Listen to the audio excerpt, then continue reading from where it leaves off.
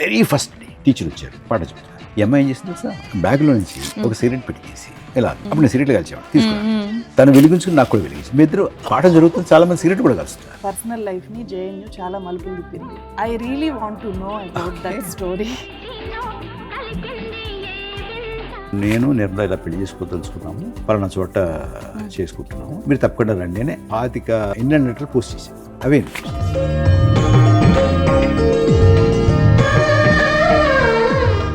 ఆంధ్రలో microcosm of Andhra Pradesh, microcosm of my state నుంచి microcosm of my country నుంచి London School of ఎకనామిక్స్కి వెళ్తే మైక్రోకాస్మ్ ఆఫ్ ద వరల్డ్. తర్వాత మేడం కూడా అక్కడ లండన్ స్కూల్ ఆఫ్ ఎకనామిక్స్ లో సీట్ వచ్చిందా? లేదు, ఓకే, నాతో ఉండాలి వచ్చింది. అంతేనా? మేము రాత్రి దొంగతనంగా పారిపోవాల్సి వచ్చింది. కారులో వచ్చి హైదరాబాద్ వరకు రావడానికి మధ్యలో చాలా చోట్ల మమ్మల్ని గుర్తుపడతారేమో అని భయంగా రావాల్సి వచ్చింది. చాలా వైలెంట్గా కూడా ఉండేది ఆ రోజు. ఆవిడ రాజకీయ దృక్పథం వేరు, నా రాజకీయ దృక్పథం వేరు. అప్పుడు కూడా ఆవిడ ఫ్రీ థింకర్స్లో ఉండేవారు. October 31st ఆవిడని చంపేసింది.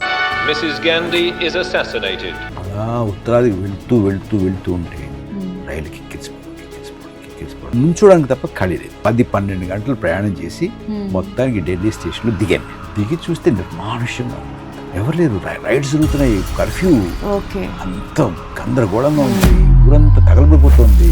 హాస్టల్లో ఒక కాయిన్ బాక్స్ ఉండేది. ఎవరన్నా ఫోన్ చేస్తే ఆ చుట్టుపక్కల తిరుగుతున్న వాళ్ళు ఎవరన్నా ఆ రింగ్ విని ఎత్తితే ప్రభాకర్ని పిలువంటే ఈయన మళ్ళీ నా రూమ్ కొరకు వచ్చి తలుపు కొట్టి ఉన్నాళ్ళు చూసుకుని నీకు ఫోన్ వచ్చింది అంటే ఆ ప్రభాకర్ పెట్టించితే వెళ్ళి చూసుకుని ప్రైమరీస్ కలవాలనుకుంటున్నారు. ఎన్ని గంటలకి? 1 గంటకి. మనం ఏమనుకుంటాం 1 గంట కంటే మధ్యాహ్నం 1 గంట, రాత్రి 1 గంటకి. నేను జేఎన్యూ హాస్టల్ నుంచి ప్రైమ్ మినిస్టర్ ఆఫీస్కి నడుచుకుంటూ వెళ్ళి కలిసి మళ్ళీ నడుచుకుంటూ హాస్టల్కి వచ్చేవాడు. పవన్ కళ్యాణ్ మీ మీద డైరెక్ట్ గా అటాక్ చేశారు. ఎందుకంటే చిరంజీవి గారు నోరు లేని వ్యక్తి కాబట్టి తిట్టేసి వెళ్ళిపోతే ఎవడు మాట్లాడతాం. ఆయన అదృశ్యం ఏంటంటే నేను లేను ఆ రోజు పక్కన. అంతే. మీ సతీమణి శ్రీమతి నిర్మలా సీతారామన్ గారు కేంద్ర మంత్రి, మరి ఆవిడ ద్వారా మీరు స్పెషల్ కేటగిరీ స్టేటస్ గురించి ఎందుకు మాట్లాడరండి?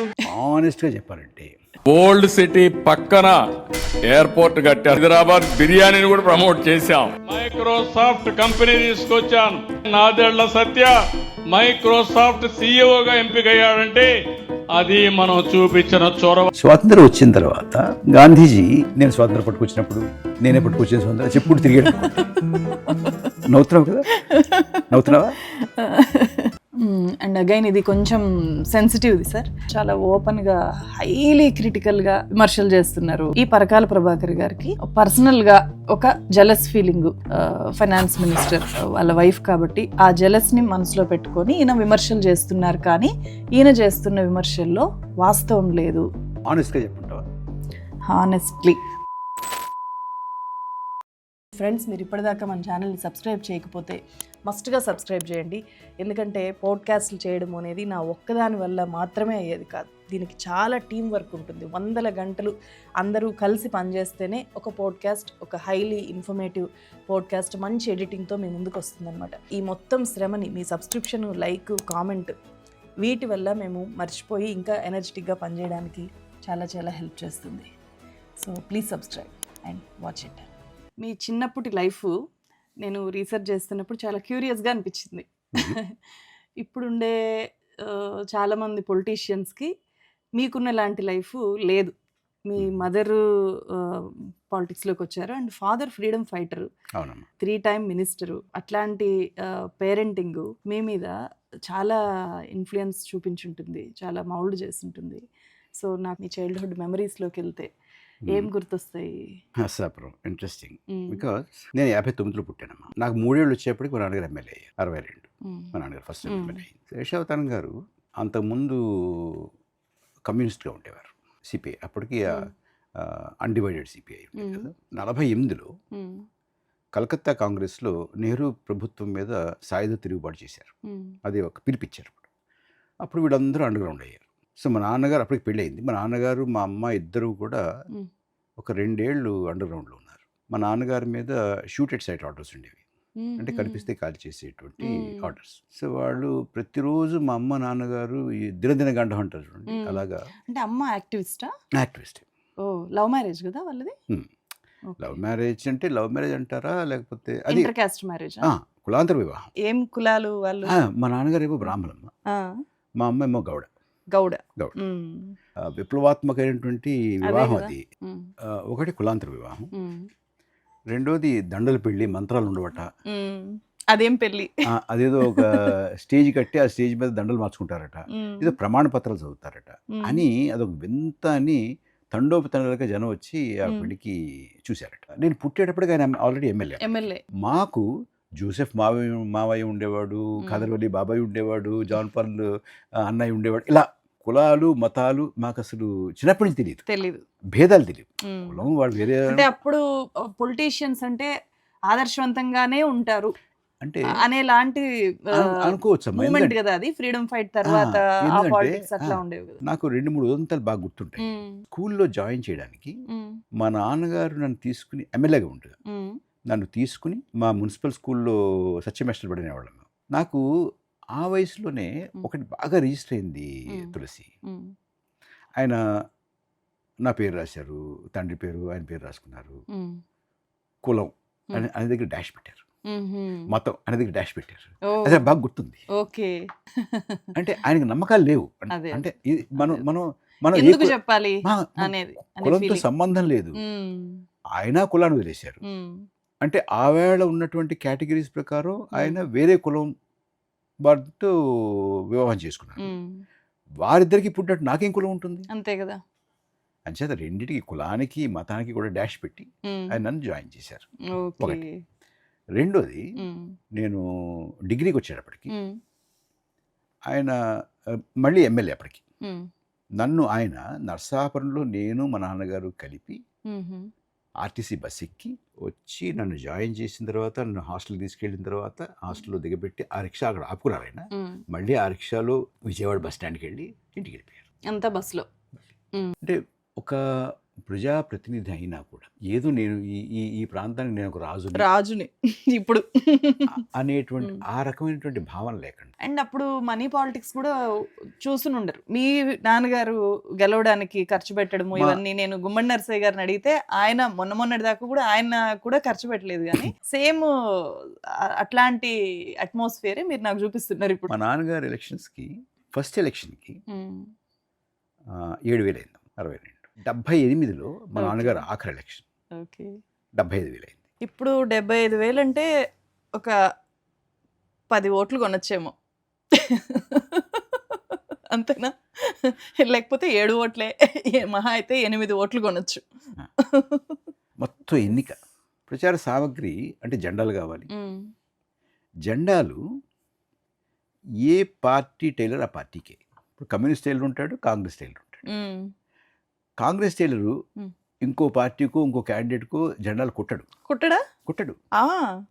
కమ్యూనిస్ట్ టైలర్ ఉన్నాడు, సైద్ధాంతిక టైలర్స్ అన్నమాట. అంటే అంటే గోడ మీద రాసి పెయింటర్లు. కాంగ్రెస్కి రాసేవాడు కమ్యూనిస్ట్కి రాయడు, కమ్యూనిస్ట్ రాసేవాడు కాంగ్రెస్కి రాయడు. వాళ్ళలో కూడా అంటే ఐడియాలజికల్ గా వాళ్ళు అట్లా ఓన్ చేసుకునేవాళ్ళు. అంతే. మైక్ అనౌన్స్మెంట్ చెప్పేవాళ్ళు. కాంగ్రెస్ చెప్పేవాళ్ళు కమ్యూనిస్ట్ చెప్పారు, కమ్యూనిస్ట్ చెప్పేవాడు కాంగ్రెస్ చెప్పారు. మాకు రామారావు ఉండేవాడు, అతను మైకు చెప్పేవాడు, రాసేవాడు. తర్వాత టైలర్స్ మారుగుల మీద కూర్చుని జడలు కుడుతుండేవాడు. అంతే, అయింది. ఇప్పుడు మీరు రాజమండ్రి వెళ్తే ఒక సూపర్ మార్కెట్ ఉంటుంది. మీకు తెలుగుదేశం జెండాలు ఉంటాయి, కాంగ్రెస్ జెండాలు ఉంటాయి, వైకాపా జెండాలు ఉంటాయి, కమ్యూనిస్ట్ ఉంటుంది, మరొకటి ఉంటుంది, బీజేపీ ఉంటుంది, అన్ని జెండాలు ఉంటాయి అనమాట. ఒకే చోట ఎవరికి వాళ్ళే కొడతారు, వాళ్ళే రాస్తారు, వాళ్ళే మైక్ చెప్తారు, వాళ్ళే ప్రచారం చేస్తారు. అప్పుడు రెండోసారి పోటీ చేసినప్పుడు అప్పుడు మొట్టమొదటిసారిగా మా ఊళ్ళో ఓటుకి డబ్బు ఇవ్వడం మొదలైంది. నేను ఇవ్వాల, నా ప్రత్యర్థులు ఇచ్చారు. ఓడించడానికి నెగ్గే ఎలక్షన్ ఓడింది, చాలా తక్కువలో ఓడింది. అయితే అప్పుడు మ్యాక్సిమం 30 రూపాయలు ఓటుకి. ఇది ఎప్పుడు 96 లయోలా కాలేజ్లో డిగ్రీ చదివారు. తర్వాత జేఎన్యూకి వెళ్ళడము, జేఎన్యూలో మీ లైఫ్ చాలా వైబ్రెంట్గా నేను అర్థం చేసుకున్నప్పుడు కనిపించింది. సో మీరు జేఎన్యూలో ఎన్ఎస్యుఐ స్టూడెంట్ లీడర్గా, ఆల్ ఇండియా వైస్ ప్రెసిడెంట్గా ఉన్నారు. తర్వాత చాలా యాక్టివ్ పాలిటిక్స్లో మీరు అప్పుడు స్టూడెంట్ లీడర్గా పార్టిసిపేట్ చేశారు. అండ్ మీ పొలిటికల్ లైఫ్ని, పర్సనల్ లైఫ్ని జేఎన్యూ చాలా మలుపులు తిప్పింది. అండ్ ఇందిరాగాంధీ అసాసినేషన్ కూడా అప్పుడు జరిగింది 84లో. సో జేఎన్యూలోకి వెళ్తే మీకు ఏం గుర్తొస్తాయి Hmm. ఆ మెమరీస్? నేను జేఎన్యూకి వెళ్లే ముందు ఆ బ్రిడ్జ్ చెప్తాను. నరసాపురంలో 10వ తరగతిలో వచ్చేప్పటికి మనకి ఆంధ్ర ఎడ్యుకేషన్ వచ్చింది. ఆంధ్ర ఎడ్యుకేషన్లో మా నాన్నగారు అంటే జయాంధ్ర మూమెంట్. జయాంధ్ర ఓకే. 72 జయాంధ్ర మూవ్మెంట్లో మా నాన్నగారు సమైక్యవాది. అంచేత మా ఇంటి మీద పెద్ద దాడి జరిగింది. మమ్మల్ని ఇంటి దగ్గర నుంచి తరివేశారు మా ఊరు నుంచి. అప్పటికి నాన్నగారు హైదరాబాద్లో ఉన్నారు, ఏదో సమావేశాలకు వచ్చారు. మేము రాత్రి దొంగతనంగా పారిపోవాల్సి వచ్చింది. కారులో వచ్చి హైదరాబాద్ వరకు రావడానికి మధ్యలో చాలా చోట్ల మమ్మల్ని గుర్తుపడతారేమో అని భయంగా రావాల్సి వచ్చేది. చాలా వైలెంట్గా కూడా ఉండేది ఆ రోజుల్లో. Oh my God. అంటే మీ నాన్నగారు కూడా? ఆయన కూడా వెళ్ళిపోవాల్సి వచ్చింది. ఇంటి మీద దాడి జరిగింది. ఇది ఆవేళ ఆంధ్ర రాష్ట్రం ఏర్పడాలి అన్నవాళ్ళు, లేదు సమైక్యంగా ఉండాలి అన్నవాళ్ళని ఇట్లాగా వాళ్ళ మీద దాడులు చేశారు. సో ఆ దాడుల్లో వచ్చేసాం. ఇంటర్మీడియట్ సెకండ్ ఇయర్ అయిపోయిన తర్వాత డిగ్రీ కిందక లైలా కాలేజ్ వచ్చి చెప్పాను కదా. ఆ తర్వాత నేను పోస్ట్ గ్రాడ్యుయేషన్కి జవహర్లాల్ నెహ్రూ యూనివర్సిటీకి వెళ్ళండి. జవహర్లాల్ నెహ్రూ యూనివర్సిటీ నా మీద చాలా గాఢమైన ప్రభావం చూపించింది. అది అప్పుడు ఎంత నా వయసు, ఎంత 19కి ఎంతకో వెళ్ళాను నేను. అక్కడ ఉండగానే నాన్నగారు పోవడం, అమ్మ ఎన్నిక కావడం, నేను రావడం, వెళ్ళడం, ఇవన్నీ జరుగుతుండేవి. అంటే ఇంప్రెషనబుల్ ఏజ్, మైండ్ ఫార్మ్ అవుతుంది. కరెక్ట్. ఆ ఏజ్లో అంటే కెరియర్ని డిసైడ్ చేసుకోవాల్సిన ఏజ్ కూడా. అది అప్పుడు అక్కడ ఉండడం వల్ల ఒకటి ప్రపంచవ్యాప్తంగా ఉన్నటువంటి రాజకీయ ఆర్థిక సిద్ధాంతాల మీద ఒక అవగాహన. అది క్లాస్ రూమ్లో ఎంత అవగాహన వచ్చేదో, క్లాస్ బయట జనంతో, ప్రజలతో, క్లాస్మేట్స్ తోటి, నాకు సీనియర్స్ తోటి, నా జూనియర్స్ తోటి మాట్లాడడం, పొలిటికల్ ఆర్గనైజేషన్స్, స్టూడెంట్ ఆర్గనైజేషన్స్, వాళ్ళ డిబేట్స్ చదవడం, మాకు ఇన్ఫార్మల్గా ఉండేది. చిన్న క్యాంపస్ అది, 99% రెసిడెన్షియల్ క్యాంపస్. అండ్ ఇంకోటి ఏంటంటే తులసి, ఒక్కసారి జేఎన్యూకి వెళ్ళేటప్పటికి it is a microcosm of India, mini India. You get students from every state, northeast to north, to Kashmir to Kerala, to everywhere, everybody. అక్కడి నుంచి లండన్ స్కూల్ ఆఫ్ ఎకనామిక్స్కి వెళ్తే microcosm of the world. Correct. So I was so fortunate to have this kind of an exposure.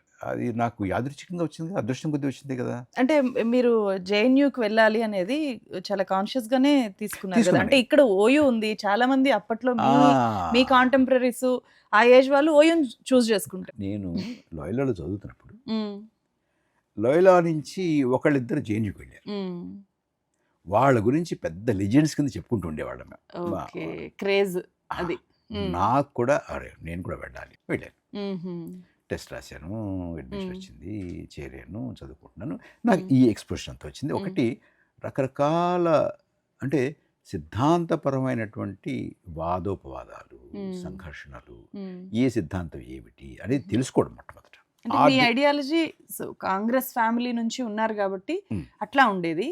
Me opposite ideologies అప్పట్లో ఎట్లుండేవి అక్కడ? ABVP కూడా strong ఉండేదా? అసలు ABVP లేదా మాట కూడా ఎవరికి తెలియదు. అవునా? ఎన్ఎస్యుఏ అండ్ ఎస్ఎఫ్ఐ అప్పుడు రెండేనా, ఇంకేమైనా ఉండేవా? సోషలిస్ట్ గ్రూప్స్ ఉండేవి, సమతా యోజన సభ, స్టూడెంట్స్ ఫర్ డెమోక్రాటిక్ సోషలిజం, ఇట్లాంటివి ఉండేవి. ఏబీవీపీ అస్సలు ఉండేది కాదు తులసి, ఒకటి.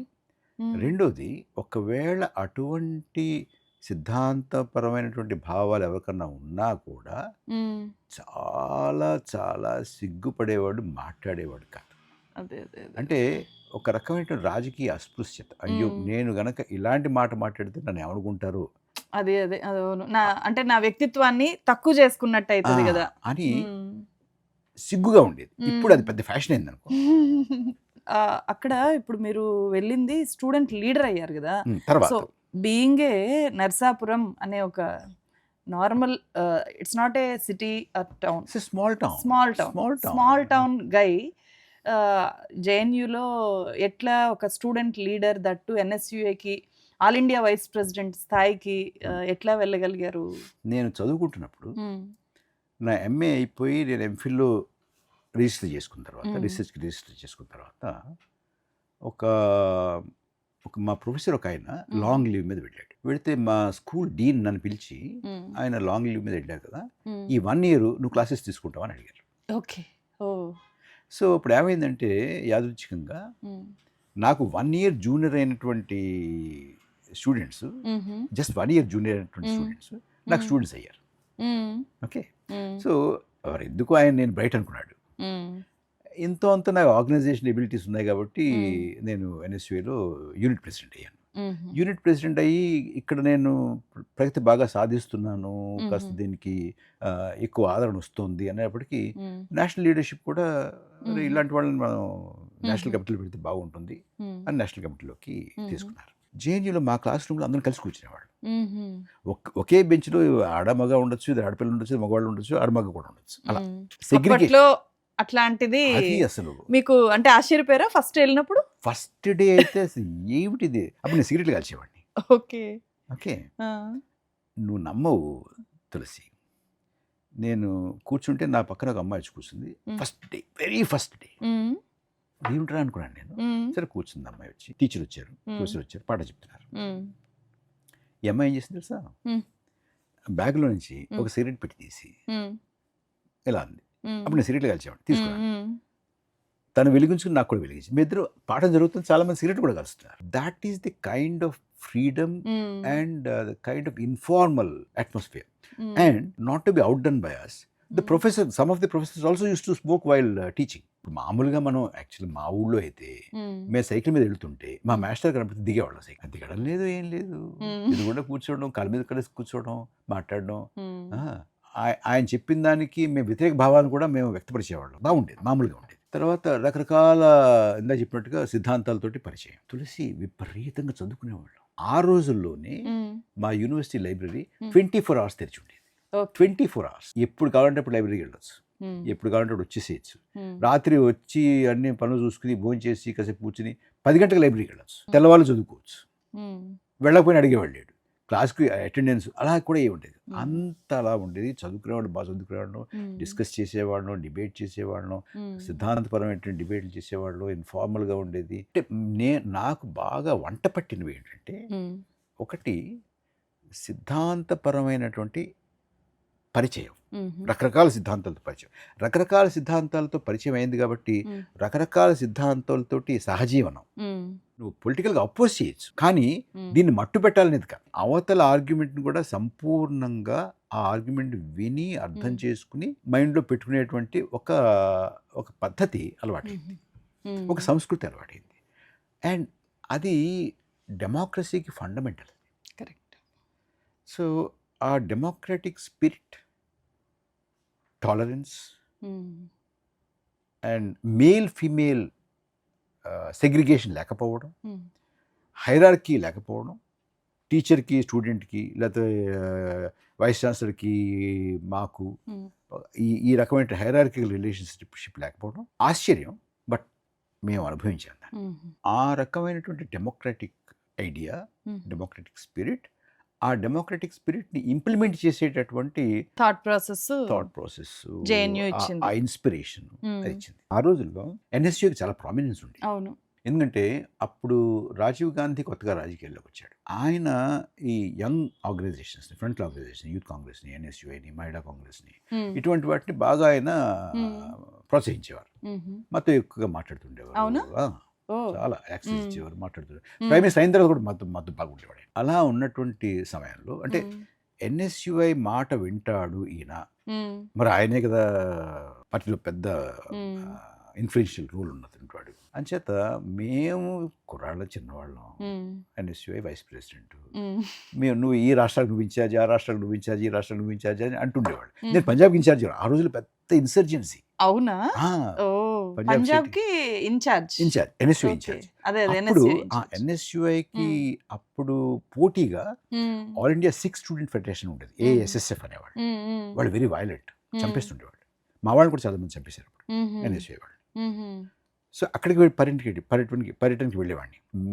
మేమేదో రాజీవ్ గాంధీకి బాగా దగ్గర, ఆయన మా మాట వింటాడు అని మా ఇన్ఛార్జ్ స్టేట్కి వెళ్తే అది కాంగ్రెస్ గవర్నమెంట్, అప్పుడు చాలా కాంగ్రెస్ గవర్నమెంట్లు ఉండేవి. ముఖ్యమంత్రి, ఆ రాష్ట్ర ముఖ్యమంత్రి కూడా వచ్చి మా గెస్ట్ హౌస్ మమ్మల్ని కలిసేవాడు. అవునా? మేము స్టూడెంట్ లీడర్స్ ని. పిల్లలం మేము, మాకు తెలియదు ఏంటి ముఖ్యమంత్రి వచ్చాడు అనుకునేవాడు. ఓకే. అలా ఉండేది. తర్వాత 84లో ఇందిరాగాంధీ అసాసినేషన్. మీరు అప్పుడు జేఎన్యూలోనే ఉన్నారు కదా? జేఎన్యూలో ఉన్నాను. అసాసినేషన్ టైంలో జేఎన్యూలో ఉన్నాను. నేను NSC all India office bearer కూడా. దాని గురించి ఒక 2 నిమిషాలు చెప్తా. బట్ ఇది ఆ తర్వాత జరిగినటువంటి ఎన్నికల్లో 84లో ఇందిరాగాంధీ హత్య అయిపోయింది కాబట్టి మన రాజీవ్ గాంధీ ప్రధానమంత్రి అయ్యారు. ప్రధానమంత్రి అయ్యి ఎన్నికలకు వెళ్ళారు. అప్పుడు చాలా పెద్ద పెద్ద వాళ్ళు, ఆ తర్వాత చాలా పెద్ద పదవులు చేసిన వాళ్ళు, పేరు చెప్తే బాగుండదు, వాళ్ళు నా పేరు కూడా పరిశీలనకు ఒక లిస్ట్ పెడతారు, షార్ట్ లిస్ట్ చేస్తారు కదా దేనికి క్యాండిడేట్లుగా. 84 ఎంపీ అభ్యర్థులు. ఓకే. మా పేరు కూడా రికమెండ్ చేయండి అని నా హాస్టల్ రూమ్ కూడా వచ్చారు. ఓకే. స్టూడెంట్ యూనియన్ లీడర్స్ దగ్గరికి, అంటే రాజీవ్ గాంధీకి వీళ్ళు క్లోజ్ అని మా మాట వింటాడని, మేము ఏదైనా చెప్పొచ్చని. అమ్మో మా యాక్టివిటీస్ ఆ స్టేట్లో ఆయన చాలా బాగా ఎంకరేజ్ చేస్తారు మాకు, ఆయన మంచి లీడర్, మా వాళ్ళందరూ కూడా ఆయన గొప్ప లీడర్ అంటున్నారు, ఆయన టికెట్ ఇస్తే బాగుంటుందా, మేము మాట మీరు చెప్పండి, మేము చెప్తామేమో అని. అదే రికమెండేషన్. పెద్ద పెద్ద వాళ్ళు, ఆ తర్వాత చాలా పెద్ద పదవులు చేశారు వాళ్ళు, ఇప్పటికీ ఉన్నారు, ఇప్పటికీ చాలా గౌరవప్రదంగా ఉన్నారు, పేరు బాగుంటుంది. తర్వాత 84లో అక్టోబర్ 31 ఆవిడని చంపేసింది. ఏ కారణం చేత నాకు గుర్తు రావట్లా. నేను నరసాపురం వచ్చా. తెల్లవారుజాము 2 గంటలకు 2:30కు ఒక ప్యాసింజర్ ఉండేది, విజయవాడ నుంచి నరసాపురం వెళ్ళేది. దాన్ని దెయ్యాల బండి అనేవాళ్ళు. చీకటిగా ఉంటుంది, నెమ్మదిగా వెళ్ళేది. అది ఫాస్ట్ ప్యాసింజర్ కూడా కాదు, స్లో ప్యాసింజర్ అనమాట. అంటే అసలు మన దాంతో పక్కన నడుస్తూ వెళ్ళచ్చు, అలా వెళ్ళేది. ఇంటికి వెళ్ళి రైల్వే స్టేషన్లో దిగి రిక్షా ఎక్కి, రిక్షా నుంచి రిక్షాలో ఇంటికి వెళ్ళి లోపలికి వెళుతున్నాను ఇంట్లోకి, ఈ వార్త వచ్చింది. గబగబా మొహం కడుక్కుని బట్టలు మార్చుకుని మళ్ళీ వెనక్కి రైల్వే స్టేషన్కి వెళ్ళి ఏ రైలు ఉంటే ఆ రైలు పట్టుకుని విజయవాడ వెళ్ళి, విజయవాడలో ఏ రైలు ఉంటే ఆ రైలు ఎక్కి ఢిల్లీ వెళ్తున్నప్పుడు నాకు బాగా గుర్తు. విజయవాడ నుంచి బాగానే ఉంది, అలా ఉత్తరాదికి వెళ్తూ ఉంటే రైలు కిక్కిరిసిపోవడం చివరికి దగ్గరగా ఇంకా ఢిల్లీ అండ్ తర్వాత బాగా రైళ్ళని స్లో చేశారు. అంటే అక్కడ రైడ్స్ జరుగుతున్నాయి ఆల్రెడీ. అంచేత కొత్తగా ఎవరిని రాకుండా రైళ్ళని కూడా ఆపేస్తున్నారు బయట. అలాగేవో ఉన్నాయి, ఇన్స్ట్రక్షన్స్ ఉన్నట్టున్నాయి. ఇవి స్లో అయిపోవడం. ఇంకా ఢిల్లీ వెళ్ళడానికి చేరడానికి ఇంకో 10 గంటలు ఉంటుంది అనగా నుంచోడానికి తప్ప ఖాళీ లేదు బోగీలు. నుంచోడానికి ఖాళీ ఉంది కాసేపు, ఆ తర్వాత ఒక కాలు మీద నుంచోడానికి మాత్రమే ఖాళీ ఉంది. అలా ఒక కాలు మీద నుంచుని 10-12 గంటలు ప్రయాణం చేసి మొత్తానికి ఢిల్లీ స్టేషన్లో దిగాను నేను. దిగి చూస్తే నిర్మానుష్యంగా ఉంది. ఎవరు లేరు, రైడ్స్ జరుగుతున్నాయి, కర్ఫ్యూ, అంత గందరగోళంగా ఉంది, ఊరంతా తగలబడిపోతుంది, వాళ్ళది కొట్టి ఎంత చాలా జరిగిపోతుంది, యాంటీ-సిక్ రైడ్స్ జరుగుతున్నాయి. మొత్తానికి ఎవరినో పట్టుకుని ఒక టాక్సీ ఎవరినో పట్టుకుని ఎక్కి నన్ను జేఎన్యూకి తీసుకెళ్ళాలంటే తీసుకొచ్చాడు. ఆ తర్వాత మేము ఏదో శాంతి యాత్ర అవి చేసాము. ఇండియా గేట్ అంత చలిలో ఇండియా గేట్లో 24 hours ఫాస్టింగ్ చేసాం మేము స్టూడెంట్స్. ఎందుకు? పీస్ కోసం. అక్కడ ఒక పొలిటికల్ యాక్టివిటీ, ఆర్గనైజేషన్ బిల్డప్ చేయడం, నేషన్ వైడ్గా ఆర్గనైజేషన్ బిల్డప్ చేయడం. అప్పుడు ఏఐసిసి జనరల్ సెక్రటరీగా, ఆ తర్వాత ప్రధానమంత్రిగా అయినటువంటి రాజీవ్ గాంధీ తోటి ఒక పరిచయం. ఆయన అందరినీ, మనటి వాళ్ళందరినీ బాగా ఇష్టపడేవాడు. పిలిచేవాడు. హాస్టల్లో ఒక కాయిన్ బాక్స్ ఉండేది. ఆ కాయిన్ బాక్స్కి ఎవరన్నా ఫోన్ చేస్తే అక్కడ ఆ చుట్టుపక్కల తిరుగుతున్న వాళ్ళు ఎవరన్నా ఆ రింగ్ విని ఎత్తితే ప్రభాకర్ని పిలువంటే ఈయన మళ్ళీ నా రూమ్ కొరకు వచ్చి తలుపు కొట్టి ఉన్న చూసుకుని నీకు ఫోన్ వచ్చింది అంటే అప్పటి అలా పెట్టి ఉంచితే వెళ్ళి చూసుకోవడం. ఇలా కట్ అయితే కట్ అవుతుంది, లేదా అక్కడ నుంచోవడం. అది కట్ అయిపోతే అక్కడ పెట్టేసి మళ్ళీ నుంచోవడం, అది మళ్ళీ రింగ్ అయితే మనం ఎత్తడం. అలా అలాగా ఏదో రకంగా ఒక సమాచారం వచ్చేది. ప్రైమ్ మినిస్టర్ కలవాలనుకుంటున్నారు. ఆహా, ఆ కాయిన్ బాక్స్ కి రాజీవ్ గాంధీ ఆఫీస్ నుంచి కాల్ వచ్చింది. ఈయన ఆస్కర్ ఫెర్నాండెస్ ఫోన్ ఆస్కర్ చేశాడు. ఫెర్నాండెస్. ఆయన ప్రైమ్ మినిస్టర్ ఆఫీస్లో ఉండేవాడు. ఓకే ఓకే, ప్రైమ్ మినిస్టర్ కలవాలనుకుంటున్నారు రాజీవ్ గాంధీ. ఎన్ని గంటలకి? 1 గంటకి. మనం ఏమనుకుంటాం 1 గంట కంటే మధ్యాహ్నం 1 గంటకి, రాత్రి 1 గంటకి, రాత్రి 1 గంటకా? రాత్రి 1 గంటకి, రాత్రి 2 గంటలకి, ఒక్కోసారి 3 గంటలకి ఆయన అపాయింట్మెంట్స్. ఇప్పుడు నేను హాస్టల్లో ఉంటున్నాను, మనకేమైనా కార్లా, స్కూటర్లా, మరోట ఏమీ లేదు. ఆ టైంలో వెళ్ళాలంటే ఏం చేయాలి? బస్సులు ఉండవు. నేను జేఎన్యూ హాస్టల్ నుంచి ప్రైమ్ మినిస్టర్ ఆఫీస్కి నడిచి వెళ్ళి కలిసి ఏదో ఆమె ఏదో చెప్పేవాడు, వినేవాళ్ళు, మళ్ళీ నడుచుకుంటూ హాస్టల్కి వచ్చేవాడు. అలా చాలాసార్లు అయింది. Okay. So that was another experience. అంటే డైరెక్ట్ గా స్టూడెంట్ లీడర్స్ తో నేరుగా గుర్తుపట్టే స్థాయిలో పరిచయాలు ఉండేవి. కూర్చుని మాట్లాడేవాడు ఆయన. తర్వాత నేను లండన్ స్కూల్ ఆఫ్ ఎకనామిక్స్కి అప్లికేషన్ పెట్టుకుంటే నాకు అడ్మిషన్ వచ్చింది, స్కాలర్షిప్ వచ్చింది. నాకేమో ఈ మైకం ఎక్కింది, తిరగడం, అందులోనూ ప్రైమ్ మినిస్టర్ తో లాంటి వాళ్ళతో నేరుగా మాట్లాడడం, ఎక్కడ స్టేట్కి వెళ్తే పెద్ద వాళ్ళంతా రావడం, కలవడం, ఏదో ఉపన్యాసం ఏదో ఉండేది. ఒక రకమైనటువంటి మత్తులో ఉండేవాడిని. సో నేను లండన్ స్కూల్ ఆఫ్ ఎకనామిక్స్కి ఏం రాశానంటే, థ్యాంక్ యూ వెరీ మచ్, నేను ఈ సంవత్సరం జాయిన్ అవ్వలేను, వచ్చే సంవత్సరం చూద్దాం అంటే ఏదో రాశాను. అంటే నా అడ్మిషన్ని లైవ్లో పెట్టించాను, రిజెక్ట్ చేయలేదు. అప్పుడు one of the general secretaries Najma Heptulla అని ఒక ఆవిడతో నేను చెప్పుకునేవాడిని, ఇలా వచ్చింది యాప్ అన్నది అయిపోయింది. ఒకరోజు మేమందరం ఏదో పార్టీ ఆఫీస్లో కూర్చొని ఏదో పిచ్చాపాటి మాట్లాడుతున్నప్పుడు, రాజీవ్ గాంధీ ఎప్పుడో కానీ పార్టీ ఆఫీస్కి వచ్చేవారు కాదు, ఆవిడ వచ్చాడు ఎందుకు ఆయన. సో ఆయన కూర్చున్నాడు, ఆయన రాజీవ్ వచ్చారు, నడు అని మమ్మల్ని అందరినీ తీసుకెళ్ళింది. తీసుకెళ్ళి ఆ మాట మాటతో కూర్చుని ఉన్నాము. ఈవిడ suddenly, Rajivji look at this idiot, is got an admission in LSE and he still hanging around here అంది. ఆయన చక్కగా చిరునవ్వు నవ్వి, no you should go and study, you can always come back, what is there, why do you lose that opportunity అన్నాడు ఆయన. వెళ్ళాను. అంతేనా? రాజీవ్ గాంధీ చెప్పారని వెళ్ళారు ఇంకా.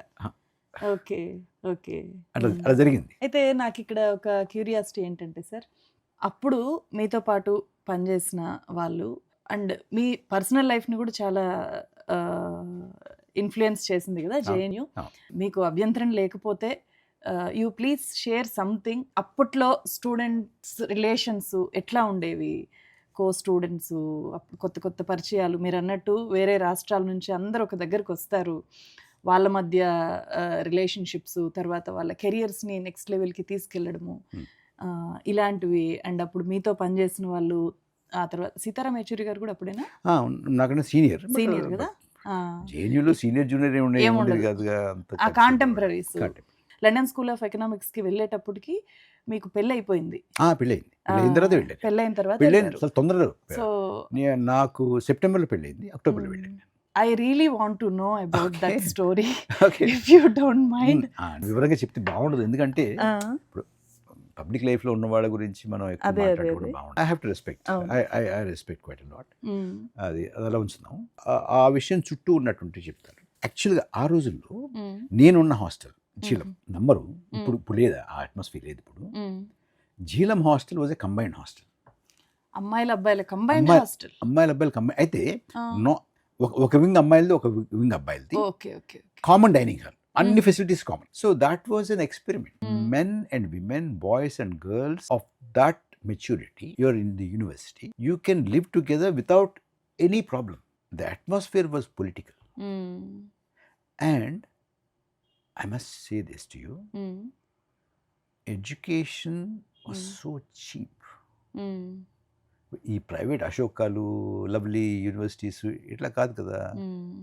It was a state funded university, well funded university. Tulasi, మాకు mess bill was 100 rupees.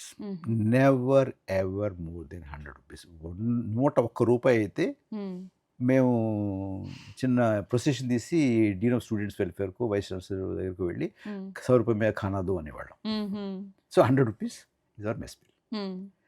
Tuition fee I think per semester is about 75 rupees అంత per semester, that is 6 months.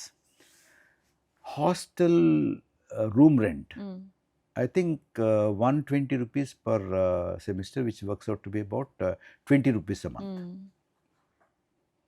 So And, any student can afford JNU. Can afford without being a burden on the parents. And అందులో కొంతమందికి scholarships కూడా ఉండేది. నాకు scholarship ఉండేది, నాకు research scholarship scholarship ఉండేది. నాకు అంటే రీసెర్చ్ స్కాలర్షిప్ నాకు యూజీసీ స్కాలర్షిప్, మెరిట్ స్కాలర్షిప్.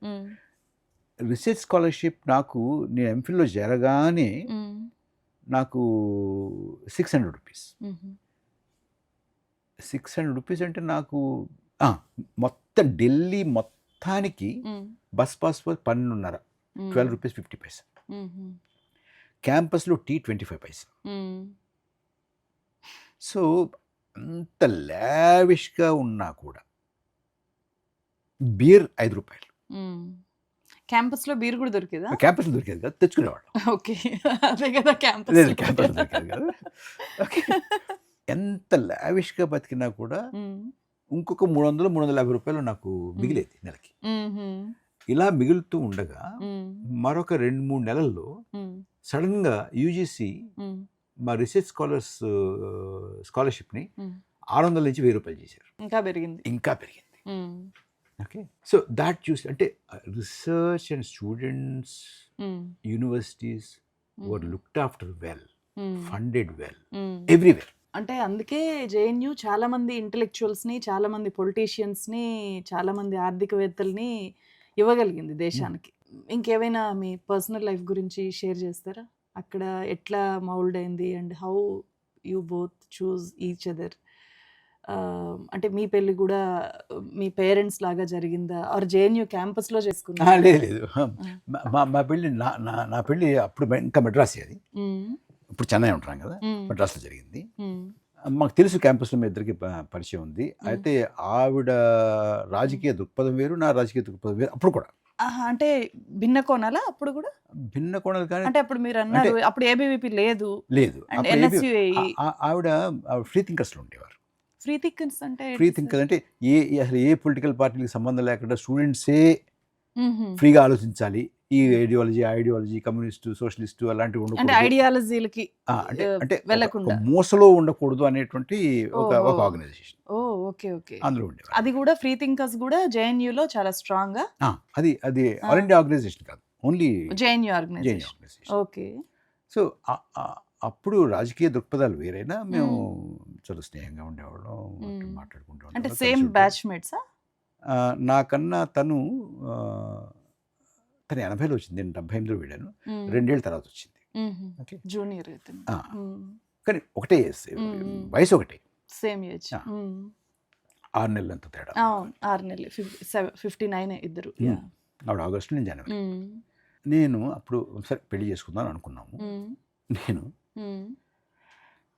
ఒక 25 ఇన్లాండ్ లెటర్లు కొని 25 ఇన్లాండ్ లెటర్ల మీద నా దస్తూరితో స్వయంగా నేను నిర్మల ఇలా పెళ్లి చేసుకోదలుచుకున్నాము, పలానా చోట చేసుకుంటున్నాము, మీరు తప్పకుండా రండి అని 25 ఇన్లాండ్ లెటర్లు పోస్ట్ చేశాను. ఓకే, అవే ఇన్విటేషన్స్. ఓకే, ఎవరికి పోస్ట్ చేశారు? మీ ఫ్రెండ్స్ కా? మా ఫ్రెండ్స్కి, మా పెద్దనాన్నగారికి, మా మావయ్యలకి, ఇట్లా అన్ని కలిపి బంధుమిత్ర అందరికి కలిపి అన్ని మీ చేతిరాతతో రాసినవే. 25. ఓకే, అందులో 20 మంది వచ్చారు. సరే, వాళ్ళ తరపున 20 మంది 25 మంది వచ్చారు. Okay, that's it. అంటే పేరెంట్స్ కి చెప్పలేదు? పేరెంట్స్ వచ్చారు, ఒప్పుకున్నారు, వచ్చారు. అవతల వైపు కూడా ఒప్పుకున్నారు? 2 వైపులా.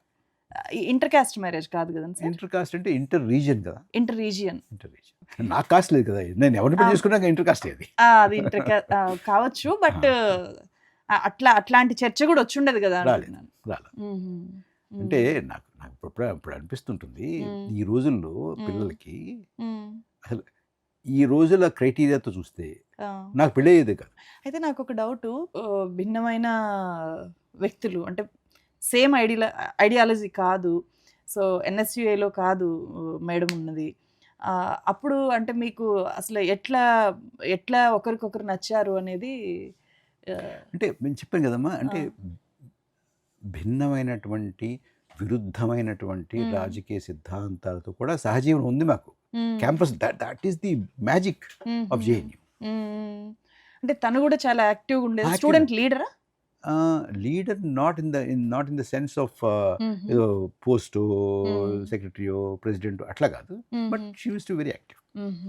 She was an active person. ఇప్పుడు ఎవరెవరు సార్ పెద్ద పెద్ద పొజిషన్స్ లో ఇప్పుడు ఎవరెవరు ఉన్నారు అంటే నిర్మలా సీతారామన్ గారు ఉన్నారు, అండ్ తనే మాత్రమే కాకుండా మీ బ్యాచ్ అండ్ మాకు సీనియర్స్, మా కాంటెంపరీస్ మీ contemporaries. సంజయ్ బారు ఉన్నారు, సంజయ్ బారు మీ బ్యాచా?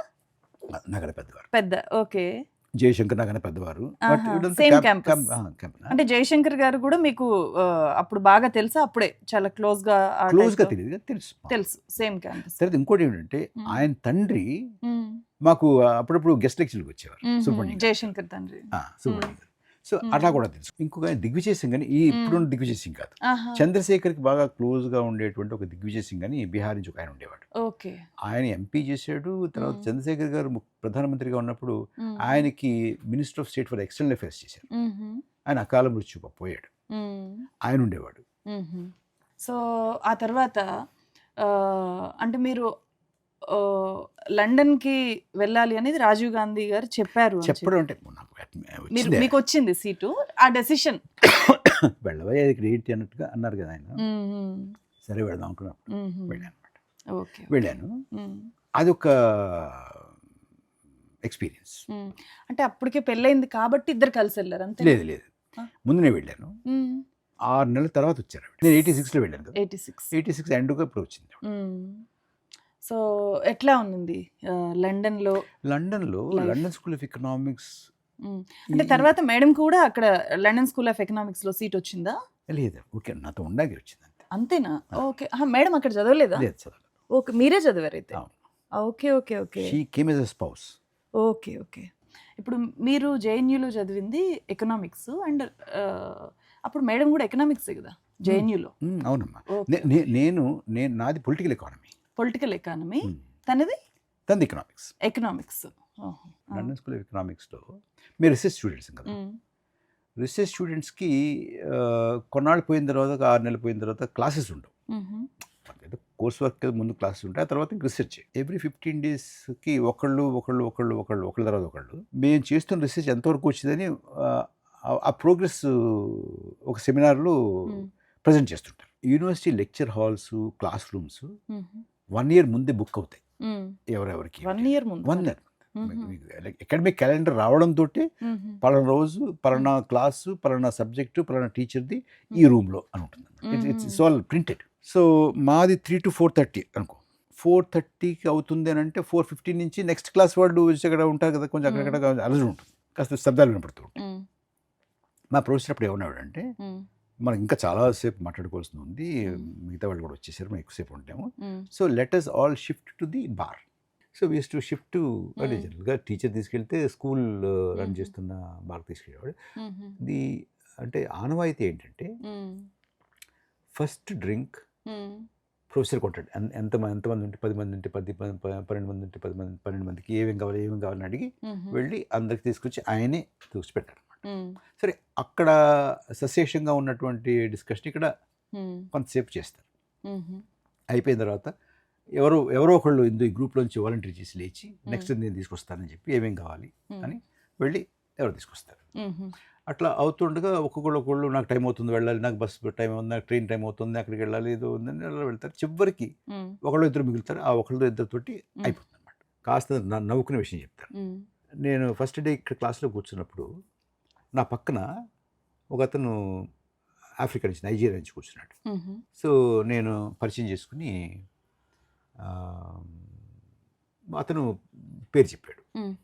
బెల్లో అన్నాడు. ఆయన పేరు మై నేమ్ ఇస్ బెల్లో అన్నాడు. నేను అన్నాను, hello Bello, I can tell you my name but it's very difficult for you to pronounce it. Tell me what it is అన్నాడు. My name is Prabhakaran. It's very easy అన్నాడు. How is it easy అన్నాడు. You see my brother's name is Abubakar. Abubakar. Probakar. Similar. Okay. Abubakar, Prabhakar.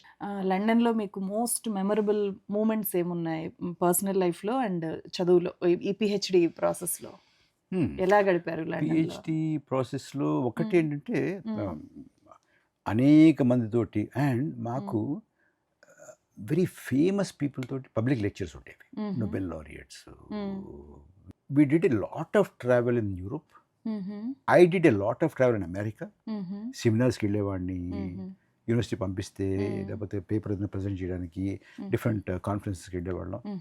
ఇదంతా అంటే అక్కడికి ఇప్పుడు మీరు ఎంత minister sun ఒక పొలిటికల్ ఫ్యామిలీ నుంచి వెళ్ళినా చాలా ఎక్స్పెన్సివ్ కదా. సో లైక్ జేఎన్యూ అక్కడ కూడా నేను స్కాలర్షిప్ మీద వెళ్ళాను. స్కాలర్షిప్ మీద వెళ్ళినా కూడా అంటే అంత తిరిగే అంత ఉంటుందా వెసులుబాటు? దట్టు మీరు వైఫ్తో వెళ్ళారు, ఫ్యామిలీ అంటే మ్యారీడ్ స్కాలర్కి ఎక్స్ట్రా ఉంటుంది ఒకటి. రెండోది ఏముంటుంది, ఒకవేళ ఒక పేపర్ ప్రజెంట్ చేయడానికి సెమినార్కి వెళ్తాం, దానికి స్కూల్ నుంచో మరొకరి నుంచో లేకపోతే ఆ సెమినార్ కండక్ట్ చేసే వాళ్ళ నుంచో హెల్ప్ ఉంటుంది. టికెట్, అకామిడేషను, ఒకళ్ళ టికెట్ ఒక సంస్థ టికెట్ ఇస్తే, ఒక సంస్థ అకామిడేషన్ ఇస్తే, సెమినార్ కండక్ట్ చేసేవాళ్ళు ఇంకోటి ఏదైనా ఇచ్చి అలా. So things are taken care. So అప్పుడు మీరు మాత్రమే అంటే తిరగడము, ఇద్దరు కలిసి తిరిగే వాళ్ళ? హాలిడే, ప్రైవేట్ హాలిడేకి వెళ్ళినప్పుడు ఇద్దరు తిరిగేవాళ్ళు. ఇట్లాంటి వాటికి వెళ్ళినప్పుడు ఒకరికి ఉంటుంది అది ఫండింగ్. అంటే చదువుకోవడం అయితే మీరు మాత్రమే. Okay okay. సో అప్పుడు పిల్లలు లేరు. వచ్చిన తర్వాత 86లో వెళ్ళాను, 91 ఇద్దరు వచ్చేసారు. ఓకే. అప్పుడు పివి నరసింహారావు మిమ్మల్ని పిలిచి ఒక బాధ్యతలు ఇచ్చారు. Rajiv Gandhi National Institute of Youth డెవలప్మెంట్లో మిమ్మల్ని తన టీంలోకి తీసుకున్నారు అని విన్నాను, నిజమేనాది? నేను లండన్లో ఉండగా 2 సార్లు నరసింహరావు గారు లండన్ వచ్చారు. అప్పుడు అపోజిషన్లో ఉండేవారు. వచ్చి అంటే ఆయన ఏదో పొలిటికల్ కాన్ఫరెన్స్కి సౌత్ ఆఫ్రికా ఒకసారి వచ్చారు, ఇంకోసారి. అంతకుముందు పరిచయం లేదా? అయ్యో, నాకు చిన్నప్పటి నుంచి తెలుసు ఆయన. మా నాన్నగారి సహచరుడు కదా ఆయన. ఓహో, ఓకే ఓకే. చిన్నప్పటి నుంచి తెలుసు నాకు. అవునా? నాకు బాగా చనువు. సో ఆయన వచ్చినప్పుడు నా దగ్గరే ఉండేవారు.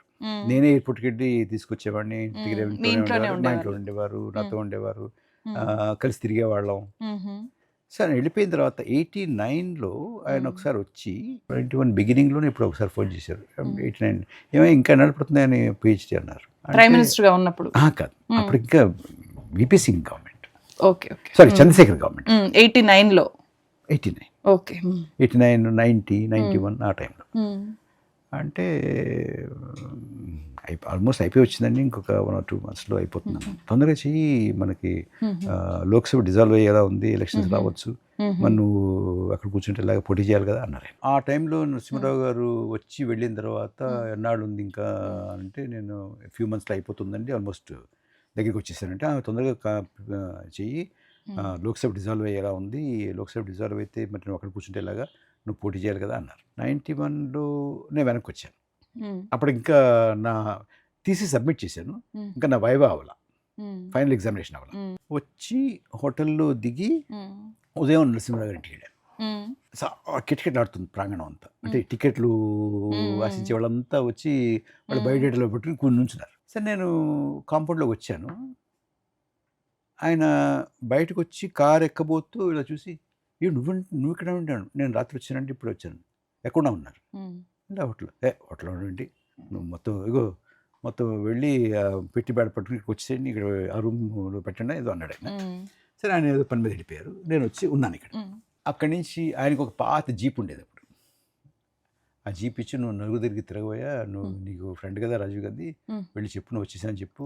రాజీవ్ గాంధీ మీ ఫ్రెండ్ అనే ప్రచారం ఉంది. ఫ్రెండ్ అంటే అదే తెలుసు కదా, బాగా తెలుసు. జోక్గా అన్నాడు ఫ్రెండ్ అని. ఫ్రెండ్ అంటే ఫ్రెండ్ కాదు కానీ పెద్దవాడు. వెళ్ళి వచ్చేదని చెప్పు, మరి ఎంత రెడీ అవ్వు అది ఇది అన్నారు. సరే వెళ్ళాను, కలిశాను. Very wonderful, so you kept your word, you back అనేది అన్నాడు. అప్పుడు ఏది పెద్ద మాట ఇచ్చినట్టు జోక్ అయిపోయింది. మీరు కూడా అప్పుడు ఇంకా పాలిటిక్స్ని కెరియర్గా చూసుకుందాము అనే వచ్చారా? ఇది అడిగి అన్నారు కాబట్టి వచ్చారు, జస్ట్ కలుద్దామని వచ్చారు. కలుద్దాము ఆయన అన్నారు కదా వచ్చాను. ఏం మాట్లాడతారో చూద్దాము. But he was serious, that man was also serious. But I did not contest, I did not get the ticket finally. Try చేశారా టికెట్? వాళ్ళే నరసింహరావు గారు, రాజీవ్ గాంధీ, మిగతా మజ్మాయుక్తుల్లో వీళ్ళంతా ఉన్నారు కదా, వాళ్ళు వచ్చాడు రండి అన్నారు. ఇట్స్ సో హ్యాపెండ్ అంటే చెప్తే ఆడ్గా ఉంటుంది కానీ నువ్వు ఇది రికార్డ్ అవ్వాలని అడిగేవి కాబట్టి చెప్తున్నా. Yes please tell sir. Not only నాకు టికెట్ డినై చేయడమే కాదు, నరసింహరావు గారికి టికెట్ డినై చేశారు ఆవిడ. ఓకే, ఎవరు? Rajiv Gandhi working committee. Working committee Rajiv గాంధీకి ఇవ్వాలనే ఉంది, నాకు ఇవ్వాలని ఉంటుంది, నరసింహరావు గారికి ఇవ్వాలని ఉంటుంది. బట్ ఇది మిగతా వాళ్ళు ఏదో మొత్తానికి ఆయన్ని పక్కన పెట్టాలనుకున్నారు. ఆయన మనుషులు అంతా known as you know PV Narasimha Rao మనుషులుగా loyal to him and you know మా ఫ్యామిలీ రిలేషన్, నాన్నగారికి ఆయనకు ఉన్నటువంటి పరిచయం, దాంతో they all identified me as his person. Arjun Singh, Narasimha Rao garu car దిగారు.